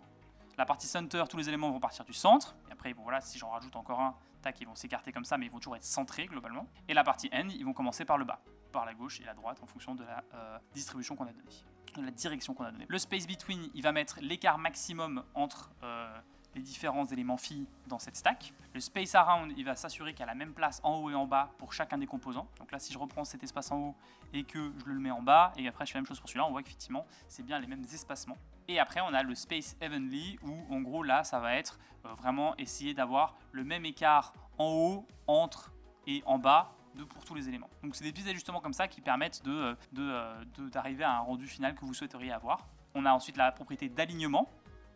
Donc en fait, en fonction de si on est dans une direction horizontale ou verticale, la partie distribution et la partie alignement vont un peu s'intervertir. Là, en l'occurrence, sur cette partie-ci, l'alignement, il va déterminer si on est, et on peut le voir ici, hein, c'est du coup cette interface-ci qui explique assez clairement comment le composant va se comporter en fonction. Est-ce qu'il est sur la gauche? Est-ce qu'il est centré? Est-ce qu'il est sur la droite? Donc ça, c'était un peu pour les propriétés voilà, de positionnement, de distribution, d'alignement, etc. des éléments phi dans leur stack. Ensuite, on a une propriété qui s'appelle le wrap, et qui donc en fait permet de faire du wrapping. Et en fait, ça, le concept, c'est de se dire, et c'est vachement utile en responsive notamment, c'est si un élément, les éléments phi, un dernier élément phi par exemple, vient se cogner contre la bordure de l'élément parent, au lieu de juste le faire dépasser ou qu'il passe en dessous et qu'il disparaisse en partie, eh ben, je vais agrandir la hauteur de mon élément parent pour venir passer l'élément phi en dessous. Donc je vais vous le montrer directement. Là, on a un wrap qui est actif. Okay, si je rajoute un élément phi ici, tac, on voit qu'il est venu se mettre en dessous directement.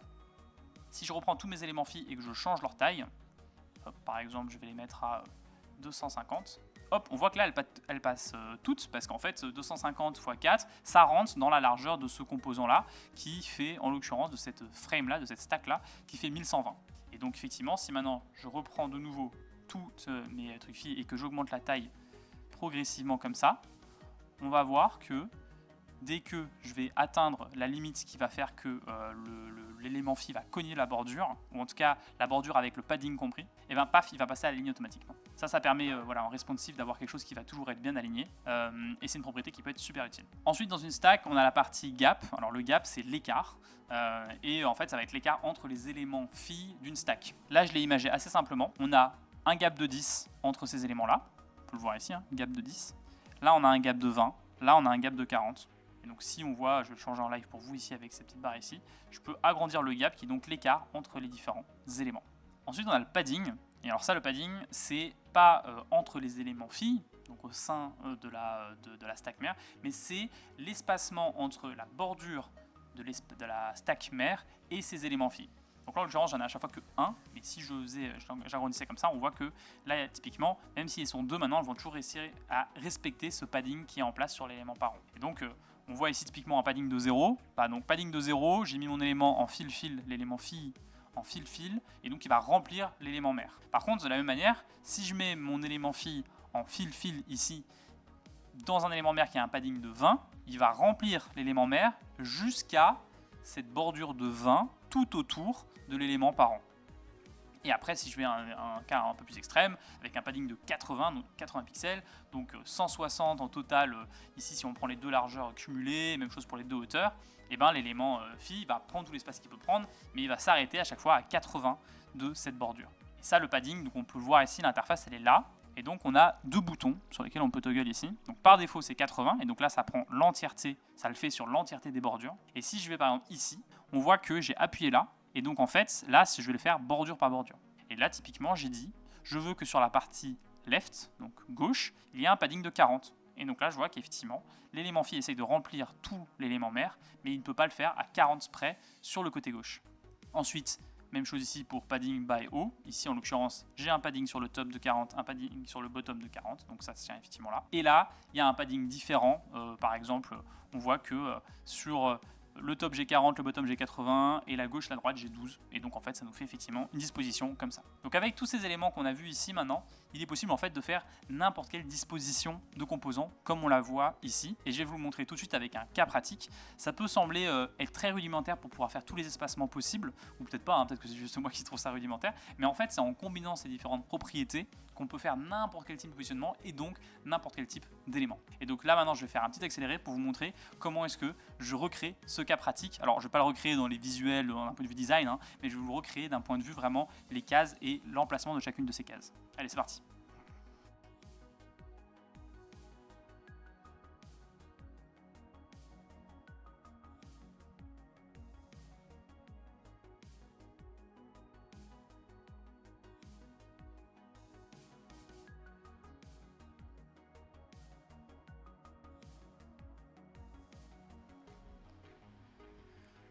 Et voilà, on se retrouve du coup avec le composant que j'ai terminé de recréer. Alors comme je vous disais, au niveau design, c'est pas du tout l'objectif ici de refaire exactement la même chose, mais on s'en rapproche. Et en fait, surtout, vous allez pouvoir pendant l'accélérer un petit peu la succession de couches. Et donc on peut voir que ce composant, en fait, la manière dont il est créé, c'est pas plein de frames qui sont glissés les unes dans les autres, mais c'est plutôt une succession de stacks. Et encore ici, c'est relativement facile, c'est relativement linéaire et déjà assez fait en colonne, disons, comme composant. Mais par exemple, si on regarde pour, je sais pas moi, ici, les différents logos, alors je vais pas trouver les logos de différentes marques, mais c'était juste pour l'illustration, on voit du coup qu'il y a la stack globale qui contient mes boutons de logo. Si, ensuite, après, il y a la ligne qui contient toutes ces stacks, et ensuite, chacun de ces logos est également une stack dans laquelle il y a une icône qui est bien centrée. Il y a un espacement de chacun des composants. On voit que là il y a une case qui comprend en fait l'ensemble des boutons ici qui eux-mêmes comprennent des choses, etc. Bref, vous avez peut-être compris maintenant la logique, je l'espère en tout cas. C'est indispensable pour bien faire des sites sur Framer et sur plein d'autres éditeurs de sites web. Le web est un peu construit comme ça.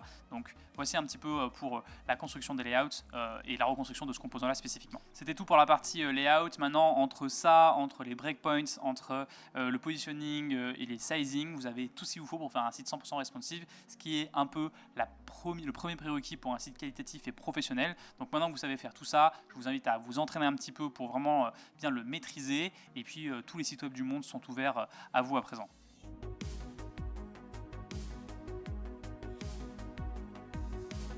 Quel est notre objectif quand on publie un site web sur Internet ? A priori, c'est généralement pour se montrer au monde, ou en tout cas partager quelque chose avec le monde. C'est pour montrer quelque chose qui nous intéresse, partager un savoir que l'on a, mettre en avant une cause qui nous tient à cœur, vendre un service, peut-être vivre d'une activité digitale, parler de son projet de manière générale, parler d'une passion, etc. Il y a autant de raisons que d'humains sur Terre potentiellement. Et globalement, on dit souvent qu'un site web, c'est une excellente vitrine. Et ça, c'est complètement vrai. C'est d'ailleurs pour ça qu'on parle souvent de site vitrine. Mais pour que votre vitrine soit vue, encore faut-il que vous arriviez à vous démarquer dans cette jungle qu'est Internet. Bon, déjà, avoir un site web design avec Framer, c'est bon, ça c'est check, vous l'avez déjà. Ensuite, il faut être bien référencé, accessible pour tout type d'utilisateur et pouvoir ressortir haut dans les résultats de recherche. Là, ça se complique un peu et il faut travailler sur d'autres aspects que le design pour espérer ressortir et améliorer les performances de votre site en termes de SEO et d'accessibilité. Et justement, j'ai dit le mot SEO, donc c'est souvent un terme qu'on associe au référencement sur Internet.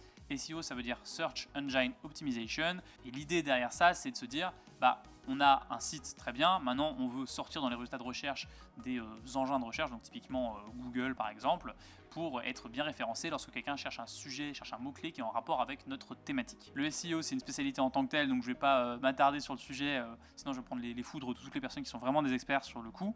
Mais globalement, pour être bien référencé sur Internet, généralement on peut dire qu'il y a deux choses qu'il faut faire et qui sont importantes. C'est d'une part créer du contenu régulièrement sur son site, c'est l'indexer, le référencer pour que Google vous fasse ressortir parce qu'il vous trouve pertinent par rapport à un sujet que vous traitez. Et deuxièmement, il faut avoir des bonnes performances sur son site. Google il a mis en place des normes pour savoir si votre site il était fait pour être accessible, s'il chargeait vite, donc s'il était performant, s'il était optimisé en termes de SEO, etc., etc. Et tous ces critères, on va essayer de les respecter au mieux pour avoir le meilleur score possible auprès de Google pour qu'ensuite il nous fasse ressortir et qu'il nous rende visible sur Internet. Et l'idée de cette vidéo, c'est de vous montrer comment est-ce que vous pouvez faire pour avoir les meilleures performances possibles, surtout en termes de SEO et d'accessibilité, parce que la partie performance de chargement rapide de votre site, ça va surtout être dû aux éléments que vous mettez sur votre page, et donc vous pouvez ajuster et retirer des éléments si vous sentez que votre site il est trop lourd et il lag trop. Par contre, sur la partie SEO et accessibilité, c'est quelques petits paramètres qu'il faut changer et je vous montre ça tout de suite. Quand vous êtes sur Framer, vous allez sélectionner un élément quelconque sur votre site pour après venir lui ajouter une balise ou des éléments d'accessibilité. Je vais vous montrer les types de choses qui existent sur Framer. Et donc tout en bas ici à droite, dans les paramètres de l'élément qu'on a sélectionné, on a un onglet qui s'appelle Accessibility. Quand je clique sur le plus, j'ai 4 propositions qui me sont faites. J'ai le tag, j'ai l'ARIA label, j'ai le tab index et le Googlebot. On va commencer avec le ARIA label. Le ARIA label, en fait, il permet de décrire un peu le composant qui est sélectionné. En l'occurrence ici, on voit que je suis sur le header de cette page-ci.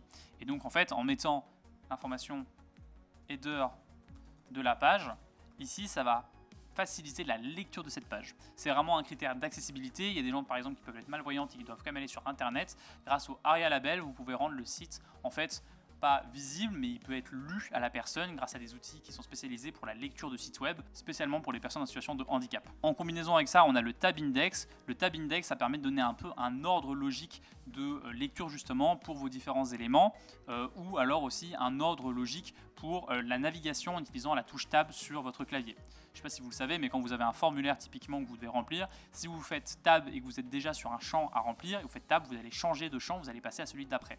Pour un peu déterminer quel est l'ordre de ce champ, soit ça se fait automatiquement sur base de la structure de votre site, soit vous pouvez la forcer pour qu'elle soit différente en changeant le tab index, et donc c'est à ça que ça sert ici globalement. Ensuite on a la partie Googlebot, ça c'est des informations que vous allez donner au robot Google, vous pouvez lui dire de skipper ou de garder inclus un élément sur votre site. Ça peut être utile de mettre des trucs de skipper si vous ne voulez pas que Google référence une certaine information ou récupère une information qui serait peut-être pas utile, qui pourrait pénaliser votre SEO. Voilà, c'est très spécifique comme fonctionnalité, mais ça peut toujours servir si jamais vous en avez besoin. Et finalement, on a la partie tag. Les tags, c'est des balises HTML qui permettent en fait de donner la structure, la hiérarchie de votre site global à Google. Comme ça, lui, il peut un peu visualiser quels sont les éléments importants et à quoi servent chacun des éléments. Parce que Google, évidemment, il ne peut pas différencier votre navbar de votre footer. Lui, il voit juste des composants avec différentes fonctions qu'il arrive à comprendre, mais il ne sait pas lequel des deux est la navbar ou le footer. Grâce au tag, vous allez pouvoir donner ces balises justement à vos différents composants. Et je vous ai repris ici dans un tableau l'ensemble de ces balises. Je ne vais pas vous les lire les unes après les autres. Et donc pour les textes, on peut voir déjà qu'on a quand même des balises de H1 à H6 avec P. Donc ça, c'est les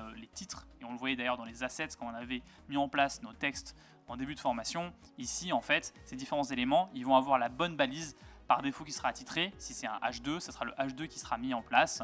Et donc ça permet d'avoir un bon référencement déjà au niveau de l'ordre et la hiérarchie, la priorité, l'importance de vos textes sur votre site. Ensuite, comme je vous le disais, il y a des éléments comme le nav qui en fait indique quel est le menu de navigation de votre site. La même chose pour le footer, la même chose pour le header. Après, vous avez les sections, les divisions, etc., etc. Il y a également ça pour la partie article, ce qui vous permet en fait de différencier vraiment les sections qui sont liées à vos CMS, ce qui est évidemment très important puisque c'est beaucoup ces CMS qui vont booster votre SEO et votre référencement. Donc prenez le temps de créer de mettre ces différents tags à l'ensemble de vos éléments sur votre site. Ça peut être un peu chronophage parce que vraiment vous allez dérouler l'ensemble de vos éléments ici et sur un site, sur une page complète, il y en a beaucoup.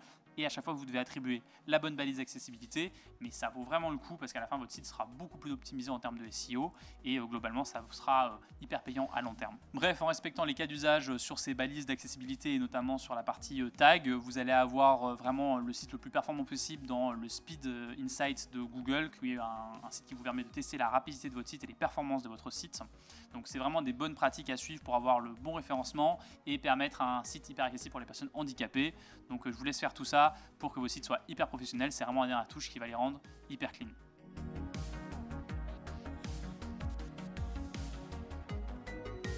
C'est bien beau d'avoir réussi à développer un site sur Framer, mais maintenant encore faut-il lui mettre les bons paramètres pour lui donner les chances de réussir correctement sur Internet. Pour être sûr que votre site remplisse tous ses objectifs, on va directement dans la section Site Settings de Framer. Pour y accéder, on va directement cliquer sur le petit engrenage qu'on a en haut à droite ici, et là une interface va s'ouvrir sur le côté comme ceci, avec tout d'abord la partie générale.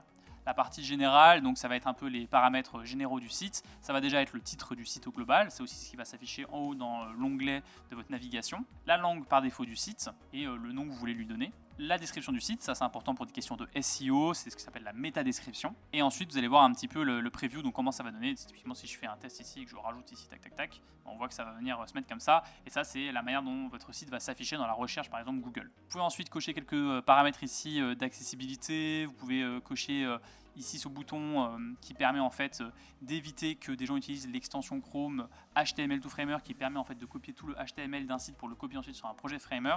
J'ai fait une vidéo sur le sujet, si c'est quelque chose qui vous intéresse, ça vous permet de récupérer des sites web tout entiers pour les retravailler ensuite. Et donc si vous voulez éviter que quelqu'un fasse la même chose avec votre site, vous pouvez cliquer ici pour sortir de la possibilité que quelqu'un copie votre HTML. Ça c'est plutôt pour la partie marketing, pour garder le tracing sur les campagnes marketing qui peuvent amener du coup des utilisateurs avec des URL spécifiques, ce qu'on appelle le UTM source.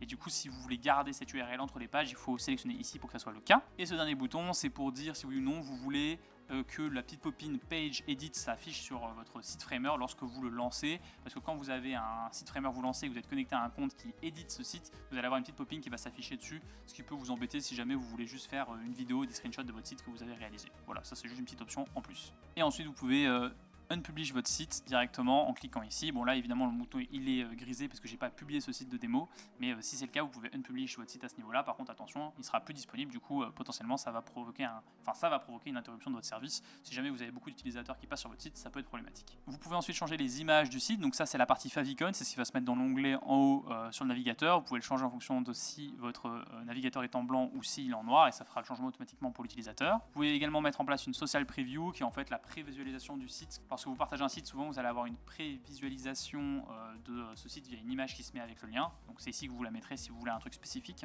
Et ensuite, ça c'est plus quand les gens vont venir pin votre site sur leur iPhone par exemple, et ben ça se met sous forme d'icône et vous pouvez à ce moment-là personnaliser l'icône pour avoir quelque chose de encore plus percutant. Si jamais vous avez débloqué la fonctionnalité en prenant le plan tarifaire correspondant, j'en parle juste après des plans tarifaires, vous pouvez ici du coup toggle on cette partie et mettre le password si jamais vous voulez que votre site soit protégé par un mot de passe. Automatique local, ça permet de rediriger la personne automatiquement sur la bonne région par rapport à son site si vous avez plusieurs langues enregistrées sur votre site web.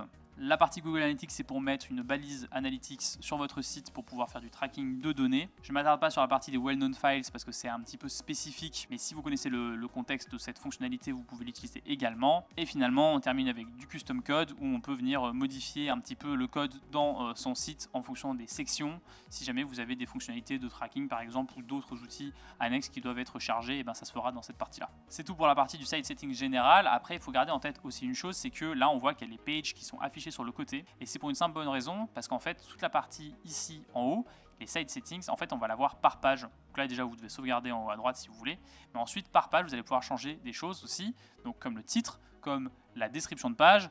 L'URL, vous pouvez également la changer si vous le souhaitez, mais attention parce que si c'est une URL qui est connectée, que vous avez prévu, que vous avez connecté ailleurs, potentiellement ça peut poser des problèmes. Vous pouvez ensuite spécifier si vous voulez que la page apparaisse dans les engins de recherche, et vous pouvez également spécifier si vous voulez que la page apparaisse dans la recherche via la barre de recherche. Vous en avez mis une sur votre site, vous pouvez dire que vous voulez qu'elle s'affiche ou pas en fonction. Si c'est par exemple les mentions légales, potentiellement vous ne voulez pas qu'elle s'affiche dans la recherche, et même chose, les mentions légales vous n'en avez pas vraiment besoin dans la partie d'indexation de votre site. Vous pouvez également mettre une image spécifique pour cette page et du code custom également. Ce qui est intéressant, c'est que pour la partie des CMS, vous pouvez également mettre des variables pour du coup ces pages là. Donc là typiquement on voit que ils me disent qu'en fait ici je peux mettre des variables, je dois reprendre le nom de cette variable. Ici il me met la liste de toutes les variables de mon blog par exemple.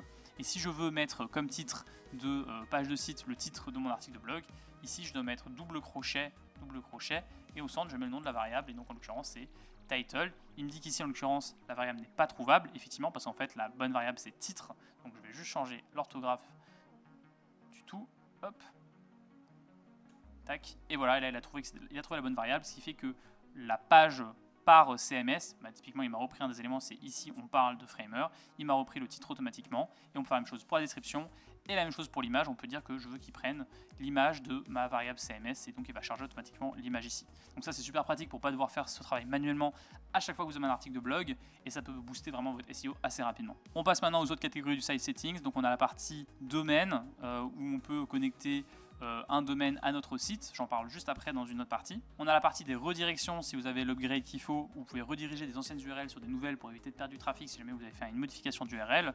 Et vous pouvez aussi mettre en place des redirections automatiques d'une page vers une autre URL externe si jamais vous avez des besoins de faire des passages comme ça de site en site pour des automatisations ou pour d'autres utilisations marketing par exemple. Ensuite on retrouve la partie avec les forms où on peut ici aussi mettre du tracking de campagne et aussi voir où est-ce qu'on en est au niveau d'utilisation de notre formulaire.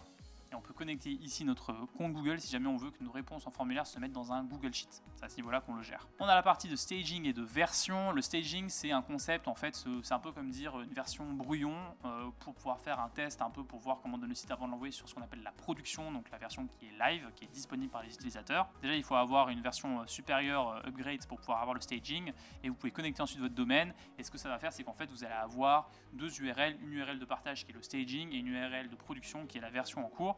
Et vous pouvez avoir une désynchronisation entre le staging et votre version en cours. Je vous le montre par exemple sur mon propre site web. Ici, vous avez du coup toutes les différentes versions qui existent. On peut recharger ces versions-là si on le souhaite. Là, j'ai activé le staging. Je pourrais le désactiver. Et on voit du coup où en est la version stage, donc de brouillon, et la version live. Là, en l'occurrence, ma production et ma version stage sont au même niveau. Donc, c'est-à-dire qu'en fait, ma version brouillon est la même que la version live parce que j'ai pas de modification en attente. Mais si je faisais une petite modification sur mon site, une nouvelle version se créerait. Mon site serait en mode stage, que je pourrais du coup publier sur le stage uniquement et pas le mettre encore sur le live parce que je suis en train de le tester sur la partie stage. Donc c'est possible de faire comme ça, et après je peux venir vraiment faire une publication sur la partie stage. Donc là typiquement on peut voir que sur la partie publication, j'ai le staging et la production qui sont deux versions qui sont désynchronisées, et là on voit que j'ai deux changements en attente. Donc si je fais update, je vais voir que voilà, maintenant j'ai une nouvelle version qui s'est créée, qui est en cours d'optimisation. Ça c'est pour du SEO, c'est Framer qui le fait tout seul, et on voit que ma version stage est en avance par rapport à ma version live, et c'est normal. Et si je clique ici, je vais déployer ma version de production sur la version qui est stage, donc qui est la dernière version, qui s'appelle toujours latest. Et je peux aussi le faire directement ici depuis le bouton de publication. Je peux aussi revenir sur des anciennes versions de mon site, ça c'est possible, donc ça vous permet de retourner en arrière si jamais vous avez besoin. Toute cette partie des staging et des versions, c'est disponible que si vous avez un plan payant. Et voilà, vous avez toutes les informations nécessaires pour bien paramétrer votre site, pour en faire un succès maintenant que le design est là, que le contenu est là. Vous avez juste à le publier correctement avec toutes les informations que je vous ai montrées ici. La publication, j'en parle juste après dans une autre vidéo. Et là, on va s'attaquer aussi à la partie des pricing pour comprendre un petit peu qu'est-ce qu'il vous faut en fonction de votre type de projet.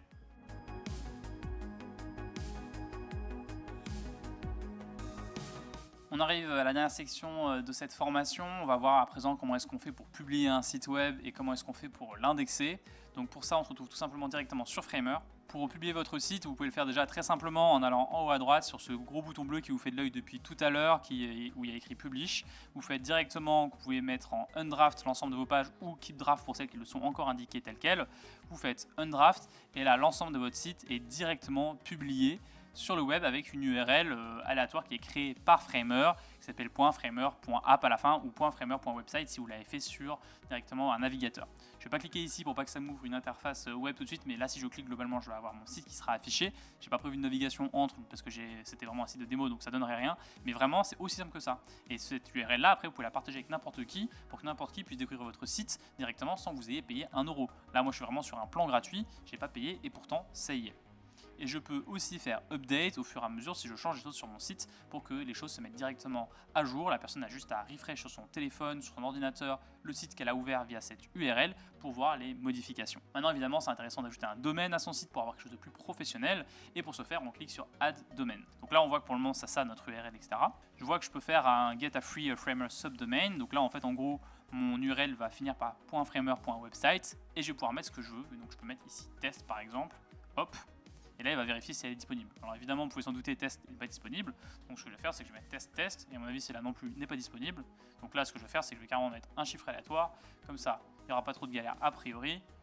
Voilà, testtest54 est disponible. Et donc là, maintenant, mon site sera https://testtest54.framer.website. Et donc vous pouvez déjà avoir une URL qui peut ressembler à celle de votre business si vous avez votre nom de business à ce niveau-ci. Ça c'est si vous voulez un custom domaine mais avec quand même un .framer.website à la fin, ce qui n'est pas non plus terrible pour un truc professionnel, mais au moins c'est gratuit et c'est un peu plus clean qu'une URL un peu dans ce style-là. Si vous voulez mettre votre propre domaine directement ici, eh bien, vous devez faire déjà remove le domaine de temporaire que vous vous étiez donné et vous allez cliquer sur Connect à domain you own. Donc en fait, vous connectez à un domaine que vous possédez via un hébergeur autre qui peut être par exemple OVH pour citer un des plus connus en France, GoDaddy, etc. Donc vous pouvez acheter un domaine là-bas et ensuite vous allez pouvoir le connecter à votre projet Framer. Vous cliquez ici.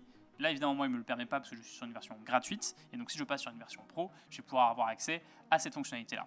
Et une fois que j'ai fait ça, on va avoir une interface où il va nous montrer plus d'informations comme une IP à copier et un CNAME à copier dans ma zone DNS de mon domaine. C'est des aspects un peu plus techniques, j'en parle pas plus ici parce que c'est pas le sujet de la vidéo, mais donc là il y a plein de tutos pour savoir comment connecter votre domaine Framer, votre site Framer à votre domaine, et ça prend vraiment 5 minutes, ça marche hyper bien, et après votre domaine est optimisé en termes de SEO par Framer et il est prêt à être publié. Une fois que vous avez publié votre site, c'est mieux de l'indexer, donc de dire à Google que votre site existe pour qu'il puisse le mettre dans son moteur de recherche. Pour ce faire, moi j'utilise toujours un plugin sur Framer qui s'appelle Search Console, donc vous allez le chercher dans les plugins ici en bas, vous cliquez sur Search Console ou vous le cherchez si vous ne l'avez pas, et ensuite vous allez pouvoir directement connecter ce plugin avec votre propre site. Alors je ne le fais pas ici parce que tout c'est un site gratuit et que si votre site il est gratuit et qu'il n'est pas hébergé sur un domaine, vous n'allez pas pouvoir indexer correctement ce site. Il va mettre une 404 forcée dessus parce qu'évidemment Framer veut éviter que vous utilisez ces URL temporaires comme indexation. Mais avec ce plugin, vous pouvez faire un suivi de votre indexation hyper facilement. J'ai fait une vidéo à ce sujet sur l'indexation via le Search Console, vous pouvez voir directement ici. Et je vous explique globalement tout le fonctionnement du plugin et comment il est hyper pratique. Moi je l'utilise quotidiennement pour indexer les différentes pages de mon site web. Ça vous permet à chaque fois que vous créez une nouvelle page, par exemple pour un article de blog ou quoi, de vous assurer qu'il sera toujours indexé par Google le plus rapidement possible pour être référencé et donc vous faire de la visibilité sur votre sujet. Et voilà, c'est la fin de ce chapitre 8 sur les bonus et les publications de sites web sur Framer. J'espère que vous avez pu publier le vôtre ou que vous n'avez pas tardé à le faire et que maintenant en tout cas vous avez pris en main l'outil de manière générale. On est enfin arrivé à la fin de cette énorme formation gratuite sur Framer. Bravo d'avoir tenu jusqu'ici. Maintenant, vous savez tout ce qu'il y a à savoir sur Framer en 2025. Évidemment, on peut aller toujours plus loin dans certaines des fonctionnalités. Là, l'idée, c'était vraiment de faire un tour d'horizon de tout ce qui existait. C'était le plus exhaustif possible. J'espère que ça vous aura plu et que vous avez appris énormément de choses. Moi, ça a été un énorme travail de vous réaliser ça. Donc, je suis super content de vous offrir cette ressource gratuitement pour vous aider à vous former sur cet outil qui est absolument incroyable. Comme c'est une énorme formation et que c'est une énorme vidéo à regarder d'un coup, je vous ai séparé l'ensemble en plein de petites vidéos qui sortiront au fur et à mesure sur notre chaîne YouTube. Partagez également cette vidéo, mettez un pouce, abonnez-vous, ça nous donne beaucoup de force. On a créé ce contenu complètement gratuitement, ça nous a pris beaucoup de temps, on a pris beaucoup de plaisir à le faire et on prend beaucoup de plaisir à vous le partager. Vous avez maintenant absolument toutes les bases pour vous lancer sur Framer sans aucun problème. J'espère que ça vous aidera ou que ça vous a aidé à lancer votre concept. C'était Hugo pour Sans Concept et je vous dis à très bientôt.